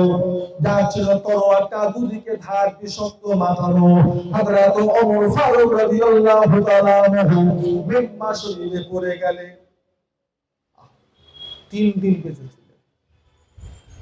উনি যে শহীদ হবে এটা আমার নবী আগে থেকেই বলেছে। বদরের ময়দানে উহুদ, ওই পাহাড়ের উপর আল্লাহ রাসূল উঠেছে আবু বকর আর ওমর, যেই উঠেছে গোটা পাহাড়। আল্লাহ রাসূল বলল, থাম পাহাড়, থাম, কাঁদছিস কেন? তোর উপরে একটা নবী আছে, একটা সিদ্দিক আছে, আর একটা শহীদ আছে। যদি বলা যাবে না, নবী আগে থেকেই বলে দিয়েছে ওমর ফারুক কি হবে। মেম্বারে লুটিয়ে পড়লেন, বললেন, আমাকে মারলো কে, মুসলমান না কাফের? বললো, হুজুর আপনাকে মেরেছে কোনো মুসলমান নয়, একটা কাফের। বলে, আলহামদুলিল্লাহ, আমি খুশি হয়েছি যে আমাকে আঘাত করে কোনো মুসলমান জাহান্নামী হয়নি, একটা বেঈমানি জাহান্নামায় গেছে, এতে আমি বড় খুশি হয়েছি। আর আমি যে শহীদ হব এটা রাসূলুল্লাহর হাদিস। তেনার ছেলে বারবার বলে, আব্বা ঘরে চলেন। বাড়িতে নিয়ে গেলেন, অসুস্থ, দুধ খাওয়াচ্ছে, পেটের নাড়ি ছিঁড়ে গেছে, পড়ে যাচ্ছে। আব্বা, আপনার পরে আমরা কাকে নেতা বলে মানবো? আপনার পরে নেতা কে হবে? বারবার উনি যদি ওনার ছেলে আব্দুল্লাহকে যদি নেতা বানিয়ে যেতেন, হ্যাঁ, কারোর প্রতিবাদ করার ক্ষমতা ছিল? এক কথায় সবাই মেনে নিত। উনি বললেন, না, আমার ছেলে খলিফা হওয়ার যোগ্য, তবে তাকে আমি খলিফা করব না। কেন না? আমি শিক্ষা আবু বকরের থেকে পেয়েছি। আবু বকরের ছেলের নাম হলো আব্দুর রহমান, তিনিও তো খলিফা হওয়ার যোগ্য ছিলেন। ওই তেনার আব্বা তো তেনাকে খলিফা করে যায়নি। আমি এই ভুলটা করি কি করে? তিনি একটা 6টা লোকের কমিটি করে দিয়ে গেলেন। মাজলিসে সূরা 6টা সদস্যের একটা কমিটি করে দিয়ে বললেন, এই 6 জন যাকে নেতা বলে মেনে নেবে তাকে তোমরা নেতা বলে নেবে। আমি খেলাফত, তবে এই 6 জন যেন আমার ছেলেকে খলিফা না করে, আমার ছেলেকে না করে। সেই 6 জন মিলে খলিফা করলেন হযরত উসমান গনি রাদিয়াল্লাহু তাআলা আনহু। ক বছর রাজত্ব করলেন? 12 বছর। হযরত ওসমানকে শহীদ করা হলো। ও ভাইজানেরা, হযরত ওসমান গনি রাদিয়াল্লাহু তাআলা আনহু হুজুর আমার বাড়িতে কোরআন শরীফ পড়ছেন। সেই অবস্থায় বেঈমান কাফেরেরা, ইহুদি দলেরা হযরত ওসমানকে চতুর্দিক দিয়ে ঘিরে ফেললেন। যে ব্যক্তিটা নেতৃত্ব দিয়েছিলেন তার নাম হলো আব্দুল্লাহ ইবনে সাবা। আব্দুল্লাহ ইবনে সাবা, যার জন্ম হলো ইয়ামান দেশে, মদিনা শরীফের জমিনে এসে উসমান গনির জামানাতে নিজেকে মুসলমান বলে পরিচয় দিলেন। আমি মুসলমান হয়ে গিয়েছি এই বলে নিজেকে পরিচয় দিয়ে ইয়ামানে গেলেন, শামে গেলেন, কুফায় গেলেন, বসরায় গেলেন, মিশরেও চলে গেলেন। সর্ব জায়গায় গিয়ে প্রচার করতে লাগলেন খলিফা হওয়ার যোগ্য হযরত উসমান নয়, খলিফা হওয়ার যোগ্য হযরত আলী। উসমান কেন খলিফা হবে? হযরত আলী হলেন হাশিমি গোত্রের কুরাইশি খানদানের, হযরত উসমান হলেন উমাইয়া খানদানের উমাইয়া গোত্রের। এখানে রাসূলের খানদান থাকবে, হযরত উসমান কেন খিলাফতি পাবে? এটা মেনে নেওয়া যায় না। এই বলে তিনি একটা মানুষের দরবার তৈরি করতে লাগলেন। ফাটল লাগলো। ইসলামের ফাটল লেগেছিল কার যুগে? উসমান গনির যুগে। আবু বকরের যুগে সাহস পাইনি, ওমর ফারুকের যুগে জানে মেরে ফেটিয়ে ফেলবে। আর হযরত উসমান ছিলেন নরম, যাকে দেখে শয়তানও লজ্জা পেত। এত নরম মানুষ, সাদা সিধে মানুষ, সাহস পেয়ে গেছে। উনি উমাইয়া যুগের লোক, উনি উমাইয়াদের বংশের লোক। আর হযরত আলী হলেন হাশেমি, হযরত আলী হলেন হাশেমি গোত্র। আর মক্কা মদিনা শরীফে একটা গোত্রের কম বেশির একটা ব্যাপার তাদের মধ্যে ছিল, তাদের মধ্যে একটা ব্যাপার ছিল। তখন হাজার হাজার সাহাবা জীবিত, জিন্দা। হযরত উসমান গনির ঘরটা ঘিরে ফেললেন, হযরত উসমান গনির ঘরটা ঘিরে ফেললেন। হযরত উসমানের বাড়িতে কোনো কিতাবে 10 দিন, কোনো কিতাবে 1 মাস পর্যন্ত পানি প্রবেশ করতে দিলেন না। ও ভাইজানেরা, যে উসমান মদিনা শরীফে মানুষের জন্য একটা কুয়া কিনে, একটা নিজের টাকা দিয়ে কুয়া কিনে, কুয়াটার নাম হলো বীরে রুমা, ওই কুয়াটা কিনে আল্লাহর রাসূল দান করে দিয়েছিলেন। সে ওসমান পানির পিপাসায় কাতর হয়ে পড়লে কেউ পানি প্রবেশ করতে পারে না, কেউ পানি নিয়ে যেতে পারে না। চতুর্দিকে বেঈমান কাফেররা ঘিরে ফেলেছে। আমার একটা ভিড় হলো বেঈমান কাফেররা আর এমনি করে ঘরের পাঁচিল থেকে ঘরের মধ্যে প্রবেশ করে। হযরত ওসমানের দাড়িখানা ধরলেন, নিজের ওসমানের গলাটা কেটে শহীদ করে দিলেন। সামনে ছিল কোরআন, কোরআন শরীফে রক্ত পড়ে গেল, ওসমান শহীদ হয়ে গেলেন।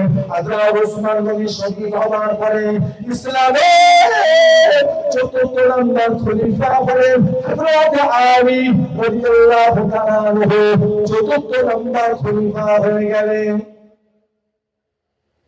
হাজার হাজার সাহাবা জীবিত। আমিরে মুয়াবিয়া ছিল হযরত উসমান গনির ফুফুতো ভাই। তেনার দাবি, আমার ফুফুতো ভাইকে মেরেছে, তারা শহীদ করেছে, যারা করলো তাদের বিচার কর, বিচার কর। উনিও সাহাবা। আমিরে মুয়াবিয়া কি ছিলেন? সাহাবা। ছোটখাটো না, জলিলুল কাদার।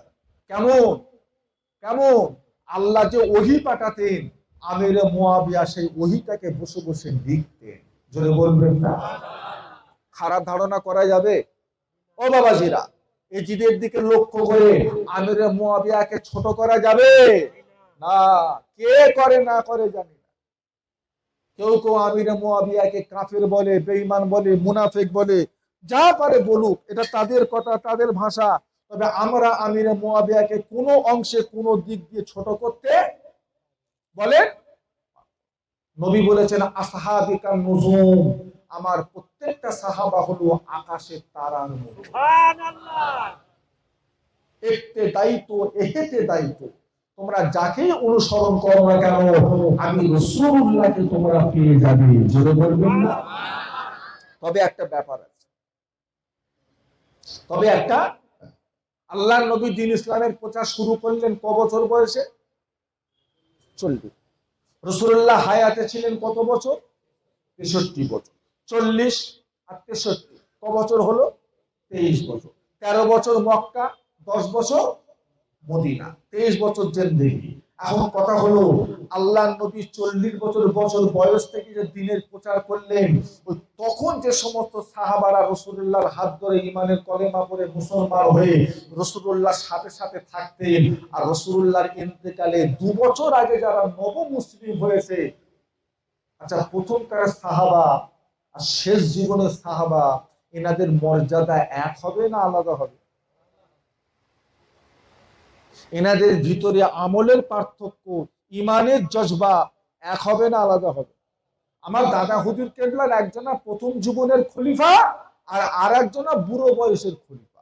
যিনি প্রথম জীবনের খলিফা তিনি দাদা হুজুরের সঙ্গে 30 বছর কাটিয়েছে, আর একজন মাত্র 3 বছর পেয়েছে। দাদা হুজুরের 3 বছর, এই দুটো খলিফা এক? একজন 30 বছর দেখছে, ওনার আখলাক, আদর্শ, ব্যবহার, আচার আচরণ, আমল, আর ইনি 2 বছরে সেটা পারবে? আমি ছোট করছি না, সাহাবা মানে সাহাবা, নবীর হাত ধরে ফেলেছে মানে তেনার উপরে জাহান্নামের আগুনকে আল্লাহ হারাম করে দিয়েছে, এতে কোনো কথা নেই। তবে আবু বকরের সঙ্গে আর আল্লাহ নবীর মক্কা বিজয় হবার পরে যারা মুসলমান হয়েছে, এই দুটো সাহাবা কখনো এক হতে না। ভুল বুঝবেন না আপনারা, ভুল বুঝবেন না। সম্মান পেয়ে গেছে, সম্মান পেয়ে গেছে সাহাবা, এতে কোনো কথা চলবে না। আল্লাহ নবীর চাচাকে মেরেছিল কে? আল্লাহ নবীর চাচাকে মেরেছিল কে? ওয়াহেশী। আল্লাহ নবীর চাচা হযরতে আমির হামজা রাদিয়াল্লাহু তাআলা আনহু, যেনার বুক চেরে কলিজা বার করে আবু সুফিয়ানের বিবি হিন্দা মদ দিয়ে চিবিয়ে চিবিয়ে খেয়েছে।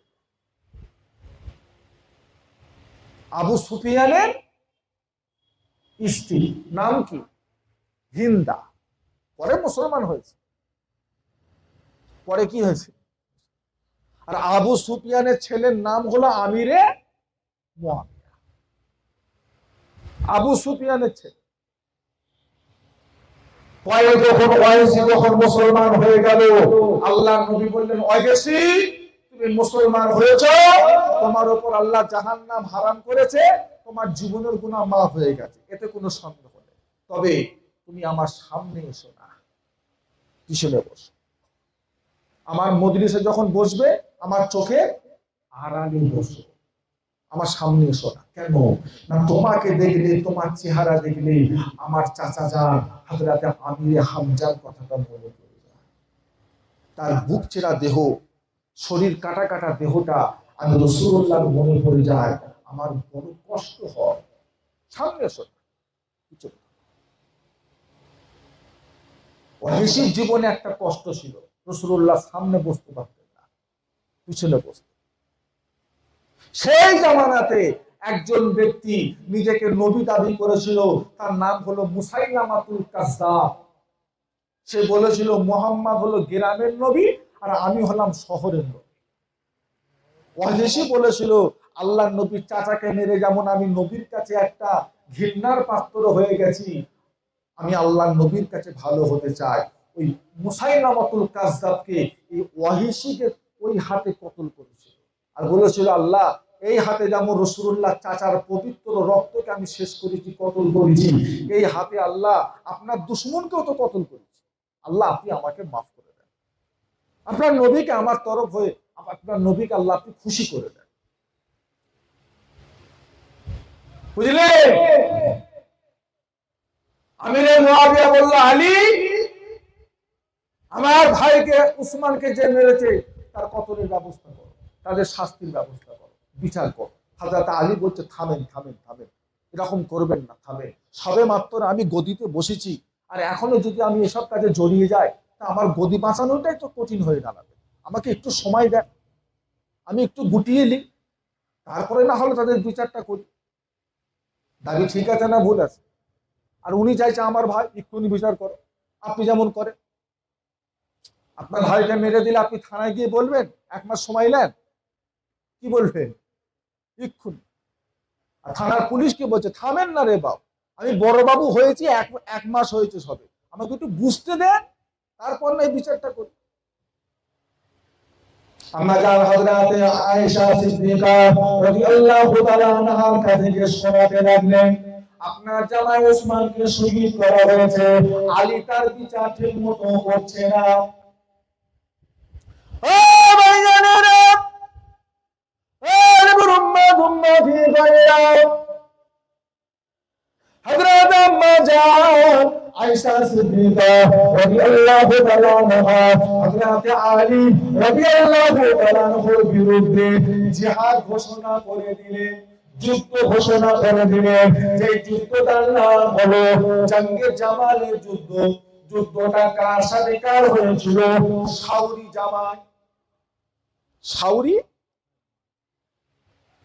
এসব কথা বলা যায় না, এসব ওয়াজ আমরা 12 মাসও করি না, বুঝতে পারছেন না ভাই? এসব ওয়াজ 12 মাস করার ওয়াজ কি? এসব এগুলো আমার যতটা পারি এড়িয়ে চলি। শুধু মুহররম মাস এলে একটু না বলা, না বললে নয়, এসব কথা বলা চলে না। আম্মা জান হযরত আয়েশা দিকো সাহাবা, হযরত আলী রাদিয়াল্লাহু তাআলা আনহু তিনার দিকো সাহাবা। যুদ্ধ হচ্ছে কার কার সাথে? দুদিকে সাহাবা। ও ভাইজানেরা, আম্মা জান জিহাদের ময়দানে নেতৃত্ব দিয়েছিলেন হযরত আলী রাদিয়াল্লাহু তাআলা আনহু। আম্মা জানকে গিয়ে বুঝালেন, আম্মা জান আমি আপনার জামাই হযরত আলী, আমাকে একটু সময় দিন, অবশ্যই আমি বিচার করব। এইরকম করলে হবে না মা, আপনি আমায় একটু সময় দিন। বেঈমান কাফের মুনাফিকদের কথায় আম্মা জান আপনি বাড়াবাড়ি করবেন না, আমাকে একটু সময় দিন। অবশ্যই আমি ওসমান গনি যারা শহীদ করেছিল তাদের বিচার আমি অবশ্যই করব। আম্মা জানকে বুঝিয়ে বাজিয়ে বাড়ি পাঠিয়ে দিলেন। সেদিকে হযরত মুয়াবিয়া রাদিয়াল্লাহু তাআলা আনহু কুফা এলাকার গভর্নর ছিলেন, তিনি চতুর্দিকে সমাবেশ করে বুঝাতে লাগলেন হযরত ওসমানকে কতল করা হয়েছে, হযরত আলী তার বিচার করছে না, আমি আলীকে নেতা বলে মানি না, আমি ওনাকে খলিফা বলে মানি না। কেন বিচার করেন? আগে তো বিচার হবে, কেন করছেন না? ও ভাইজানেরা, হযরত আলী রাদিয়াল্লাহু তাআলা আনহু আর হযরত আমির মুয়াবিয়া রাদিয়াল্লাহু তাআলা আনহুর সঙ্গে একটা যুদ্ধ হয়েছিল। যুদ্ধটার নাম হলো সিফিনের যুদ্ধ। দুদিকে সাহাবা, হযরত আমির মুয়াবিয়া দিকে সাহাবা, হযরত আলী দিকে সাহাবা, দুদিকে সাহাবা মিলে যুদ্ধ হয়েছিল। হযরত আলী রাদিয়াল্লাহু তাআলা আনহু বলেন 25,000 মানুষ শহীদ হয়েছিলেন। হযরত আমির মুয়াবিয়া 45,000 এরা সৈন্য শহীদ হয়েছিলেন ও 70,000 সাহাবা ইন্তেকাল করেছিলেন।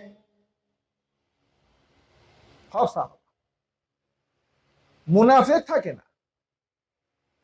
আপনি শান্ত শিষ্ট ভাবে একটা রবিউল আউয়ালের চাঁদে একটা জুলুস বার করবেন, রাস্তার এক পাশ দিয়ে আদবের সাথে তাকবীর দিতে দিতে নারা দিতে দিতে যাবেন, কোনো বিয়াদবি না, কোনো গাড়ি আটকাচ্ছেন না, সব লাইন ক্লিয়ার করে সিস্টেম নিয়মাবলী মেনে আপনি যাচ্ছেন। ওর ভিতরে দেখবেন কিছু মুনাফিক ঢুকে যাবে, 2-4টে পাথর নিয়ে দেখবেন গাড়িতে ছুঁড়ে দেবে, বুঝতে পারছেন না? 2-4টে সিগন্যাল ফেল করে দেবে, হই হই করে 4টে গাড়ির সামনে গিয়ে লম্বা হয়ে দাঁড়িয়ে বলে দাঁড়া, রাস্তা জাম করবে।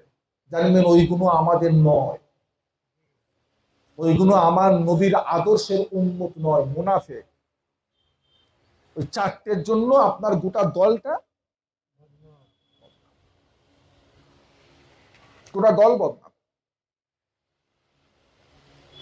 কিছু মুনাফিক ছিল, হযরত আমির মুয়াবিয়াকে বুঝিয়েছে। হযরত আলী দেখলেন আমার কালেই দুটো যুদ্ধ হয়ে গেল, জঙ্গে জামালের যুদ্ধ হলো শাওরির সাথে, আবার রাসূলুল্লাহ সাহাবার সঙ্গে সিফিনের যুদ্ধ হলো। মদিনার মাটিটা নাপাক হয়ে যাচ্ছে, রক্তাক্ত হয়ে যাচ্ছে, মদিনাতে আর খেলাফতি রাখা যাবে না, এই খেলাফতিকে নিয়ে আমি আলী কুফায় চলে যাব, এখানে রাখবো না। কেন? যদি আমি এখানে খেলাফতি রাখি, আবার যুদ্ধ হলে আবার মদিনার জমিনে রক্ত পড়বে, আর মদিনার জমিন একটা পাক, বারবার রক্ত পড়া, জেহাদ করা, এটা কি শুনতে ভালো লাগে? খেলাফতি নিয়ে চলে গেল কোথায়? কুফা। 5 বছর 9 মাস খেলাফতি দায়িত্ব পালন করলেন। ও ভাইজানেরা, হযরত আলী রাদিয়াল্লাহু তাআলা কুফার জমিনে জামে মসজিদে ফজরের নামাজ পড়াচ্ছে। হুজুর আমার মসজিদে ঢুকলেন, একজন মানুষ চাদর পরা অবস্থায় কুফার মসজিদে শুয়ে আছেন। হযরত আলীকে তাকে বললেন, বাবা ওঠো, নামাজ পড়বে, ওঠো। মানুষটা হযরত আলীর পিছনে গিয়ে দাঁড়ালেন। যখন হযরত আলী নামাজের নিয়ত করে দাঁড়িয়ে গেলেন, পিছন দিক থেকে হুজুরকে তলোয়ার দিয়ে আঘাত করলেন মাথার উপর। চেহারাটা দুভাগ হয়ে গেল। সেই জন্য বলা হয় হযরত আলী কাররামাল্লাহু ওয়াজহাহু, আল্লাহ পাক তার চেহারার রৌনককে আল্লাহ ফিরিয়ে দেন। চেহারাটা বিকৃতি হয়ে গেল, চেহারাটা দুভাগ হয়ে গেল। হযরত আলী জমিনে পড়ে গেলেন। হুজুরকে ধরাধরি করে বাড়িতে নিয়ে যাওয়া হলো। হুজুরকে জিজ্ঞাসা করা হয়, হুজুর আপনার পরে খলিফা কাকে করা হবে, আপনার পরে নেতা কাকে করা হবে? আমরা ভালো মনে করছি আপনার বড় ছেলে হযরত হাসান রাদিয়াল্লাহু তাআলা খেলাফতি দায়িত্ব দিতে চায়। হযরত আলী বলেন, না, আমার ছেলে হবে না, তোমাকে করে দায়িত্ব দিয়ে গেলাম। কোরআন হাদিস মোতাবেক যাকে তোমরা ভালো মনে করবে সেই রকম একজনকে তোমরা খেলাফতি দায়িত্ব দিয়ে দেবে। আল্লাহ নবী সাল্লাল্লাহু আলাইহি কটা দিন পরে শহীদ হয়ে গেলেন। সেদিকে খালিদিরা করছে, হযরত আলী লাশকে নিয়ে বিরোধী করবে, অপমান করবে, আর এমনি করে হযরত আলী লাশটা নিয়ে খারাপ ব্যবহার তারা করবে। সেই জন্য রাতের গভীর অন্ধকারে হযরত আলী রাদিয়াল্লাহু তাআলার লাশটা নিয়ে জঙ্গলে নিয়ে যাওয়া হলো। জঙ্গলের ভিতরে আর হুজুরকে নিয়ে গিয়ে লাশটা নিয়ে গিয়ে দাফন করা হলো। যেই জায়গাটায় দাফন করা হলো জায়গাটার নাম হলো নাজাব। জায়গাটার নাম হলো নাজাব। সেই জায়গার খবর কেউ জানতো না, কাউকে বলা হয়নি। রাতের অন্ধকারে দাফন করা হয়েছে। কেননা যদি মানুষ জানে হযরত আলীর লাশটা তুলে নিয়ে তারা বেইজ্জতি করবে, অপমান করবে। কেননা আম্মাজান আয়েশার সঙ্গে যারা যুদ্ধ লাগিয়েছিল ওই সমস্ত মুনাফিকগুলোকে হযরত আলী পার করে দিয়েছিলেন। সেই দলটা হলো খারেজি। ও ভাইজানেরা, আল্লাহ রাসূল বলেছিলেন, ওয়া মা সাহাবায়ে কেরামেরা, হযরত ঈসা নবীর জন্য দুটো দল হয়েছে, আর আমার জামাই আলীর জন্য দুটো দল হবে। হযরত ঈসার জন্য দুটো দল, দুটো দলই জাহান্নামী ফিরকা। আমার জামাই আলীর জন্য দুটো দল হবে, দুটো হবে ফিরকা। তবে বাবারা শোনো, একদল মানুষ হযরত ঈসা নবীকে মহব্বত করে জাহান্নামী হয়েছে, আর একদল বিরোধী করে জাহান্নামী হয়েছে। হযরত ঈসা রূহুল্লাহ আল্লাহ দুনিয়ায় বিনা পাপে পাঠিয়েছিলেন। এনার কোনো পাপ ছিল না, বিনা পাপে দুনিয়ায় আসার জন্য একদল মানুষ এনাকে আল্লাহর পুত্র বলে পরিচয় দিয়েছিল। কার পুত্র? আল্লাহ ছেলে। বলছি ঈসা হচ্ছে আল্লাহ ছেলে। তারা 3 খোদার বিশ্বাসী। খ্রিস্টানেরা ক খোদার বিশ্বাসী? আল্লাহকে তো মানেই মানে, আর আল্লাহর বিবি মারিয়ামকে মানে, আল্লাহর বিবি মা মারিয়ামকে মানে। আবার আল্লাহর ছেলে কাকে মানে? ঈসা নবীকে তারা আল্লাহর ছেলে বলে ক খোদার বিশ্বাসী। আর একদল লোক নবী ঈসা আলাইহিস সালামের জামানায় তারা কাফের হয়েছিল। ঈসা নবীকে বাজে সন্তান, জারজ সন্তান, হারামখোর হিসেবে তারা মানত। বলুন নাউজুবিল্লাহ। বলে মারিয়ামের কোনো বিবি নেই, স্বামী নেই, বিনা স্বামীতে জন্ম হয়নি। মারিয়াম কারোর সঙ্গে নোংরামি করে, জেনা করে সেই বাচ্চা ঈসা। বলুন নাউজুবিল্লাহ। একদল ভালোবেসে কাফের, আর একদল ইনকার করে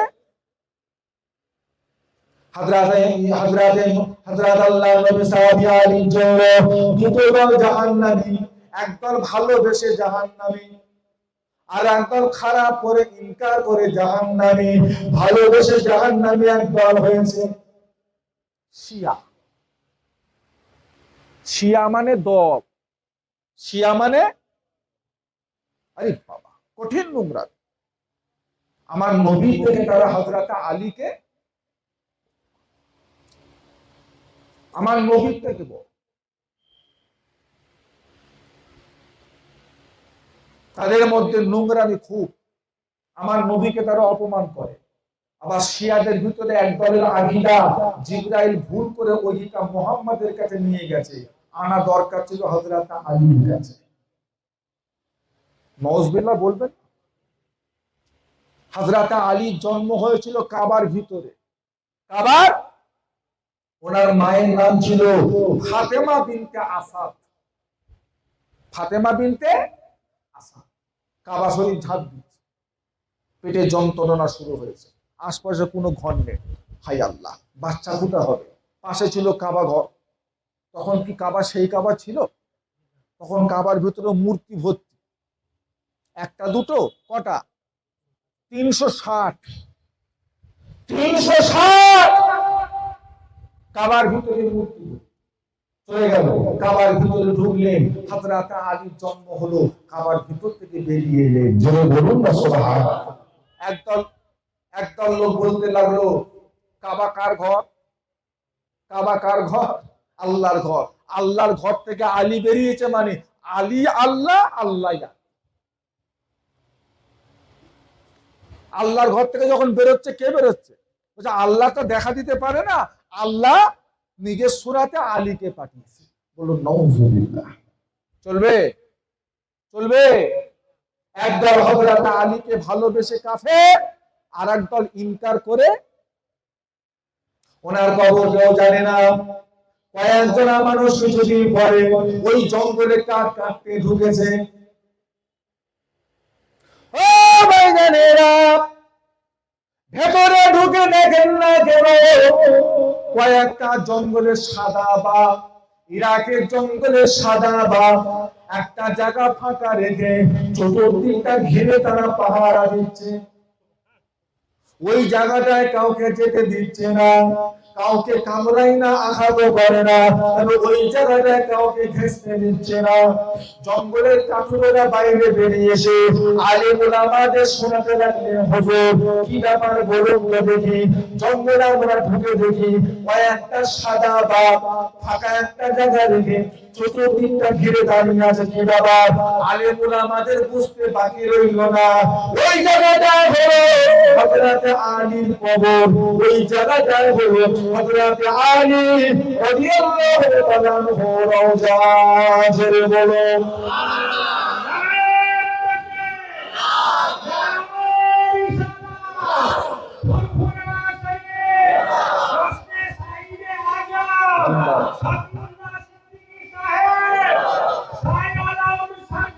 জিন্দাবাদ।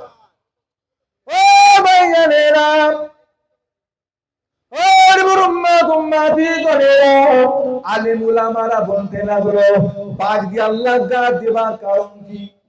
ও দুনিয়ার লোকেরা শুনে রেখে দাও, হযরত আলীর যখন জন্ম হয়েছিল, হযরত আলী যখন মায়ের কোল থেকে অন্য কেউ তুলে নিত, হযরত আলী ছোটবেলায় তাকে ছোট ছোট হাত দিয়ে খাওয়া মারতো, মুখে খাওয়া মারতো, এমনি করে শরীরে খাওয়া মারতো।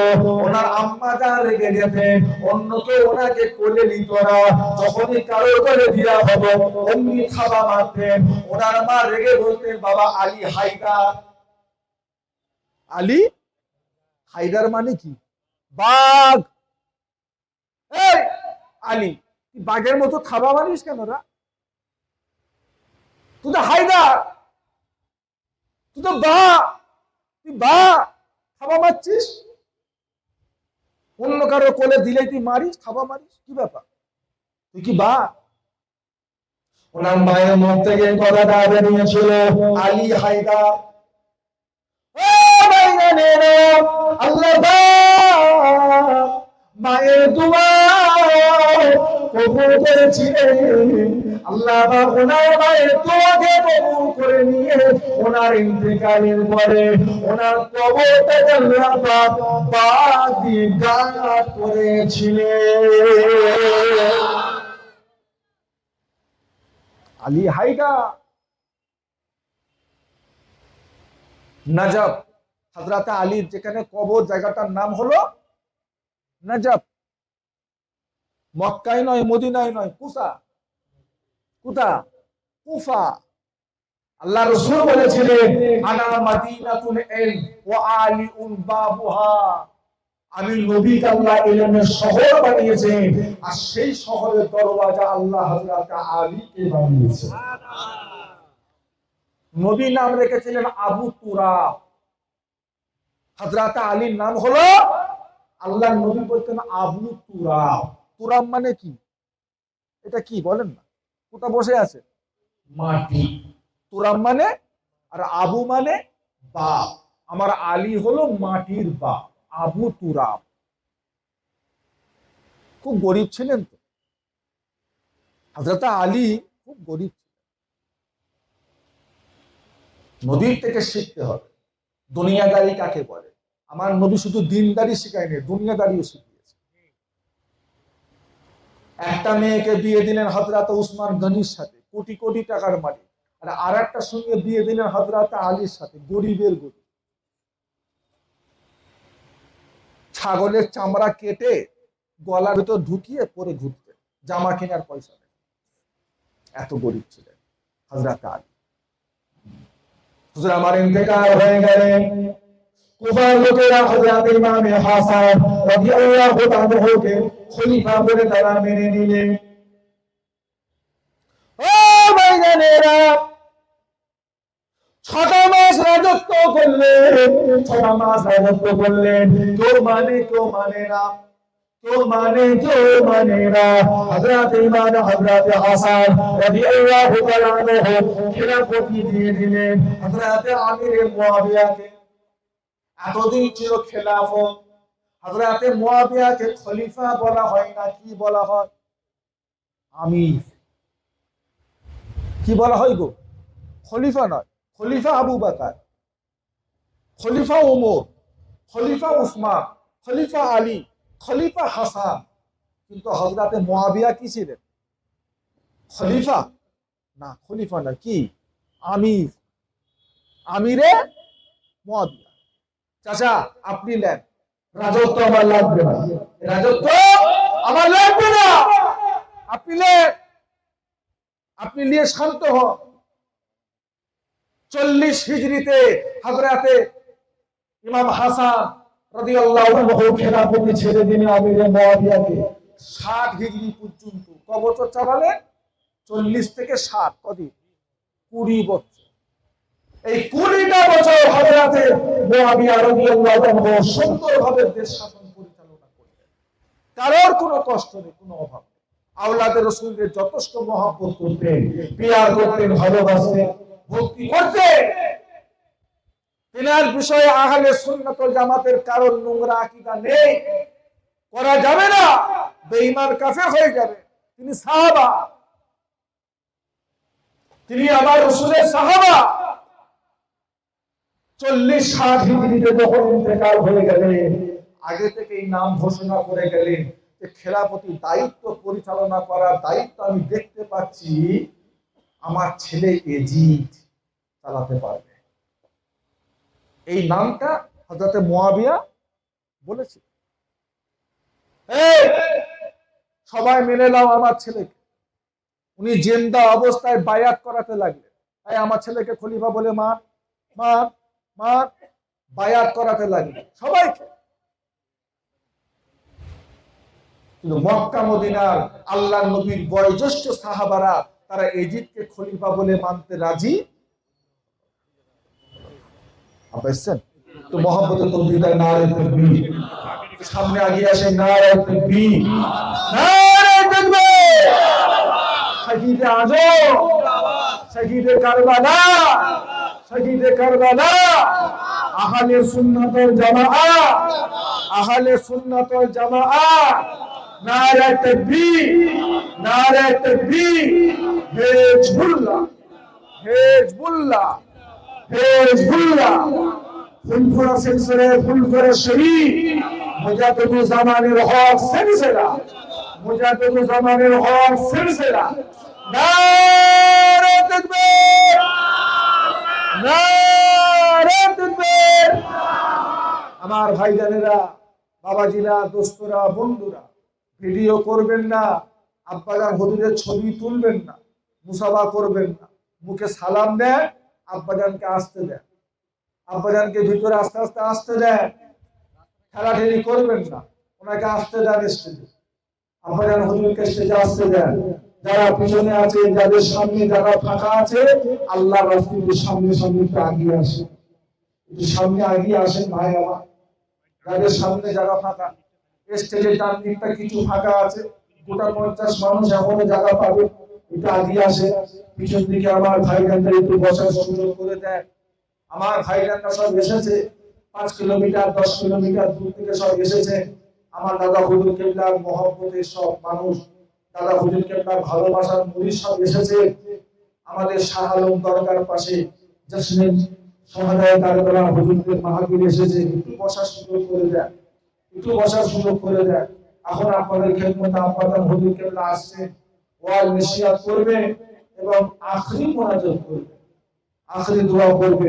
সকলে একটু মহব্বতে তাকবীর, নারে তাকবীর, জোরে সোরে নারে তাকবীর, নারে তাকবীর, নারে তাকবীর।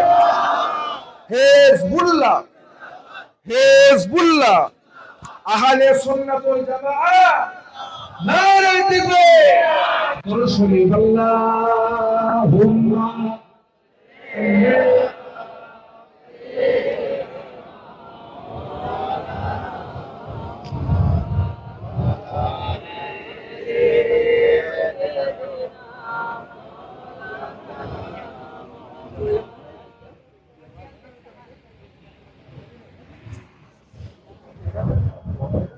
আপনারা সকলে বসে পড়ুন। আর একটু আগে আগে আসুন, আগে আগে আসুন। তুমি কেন কথা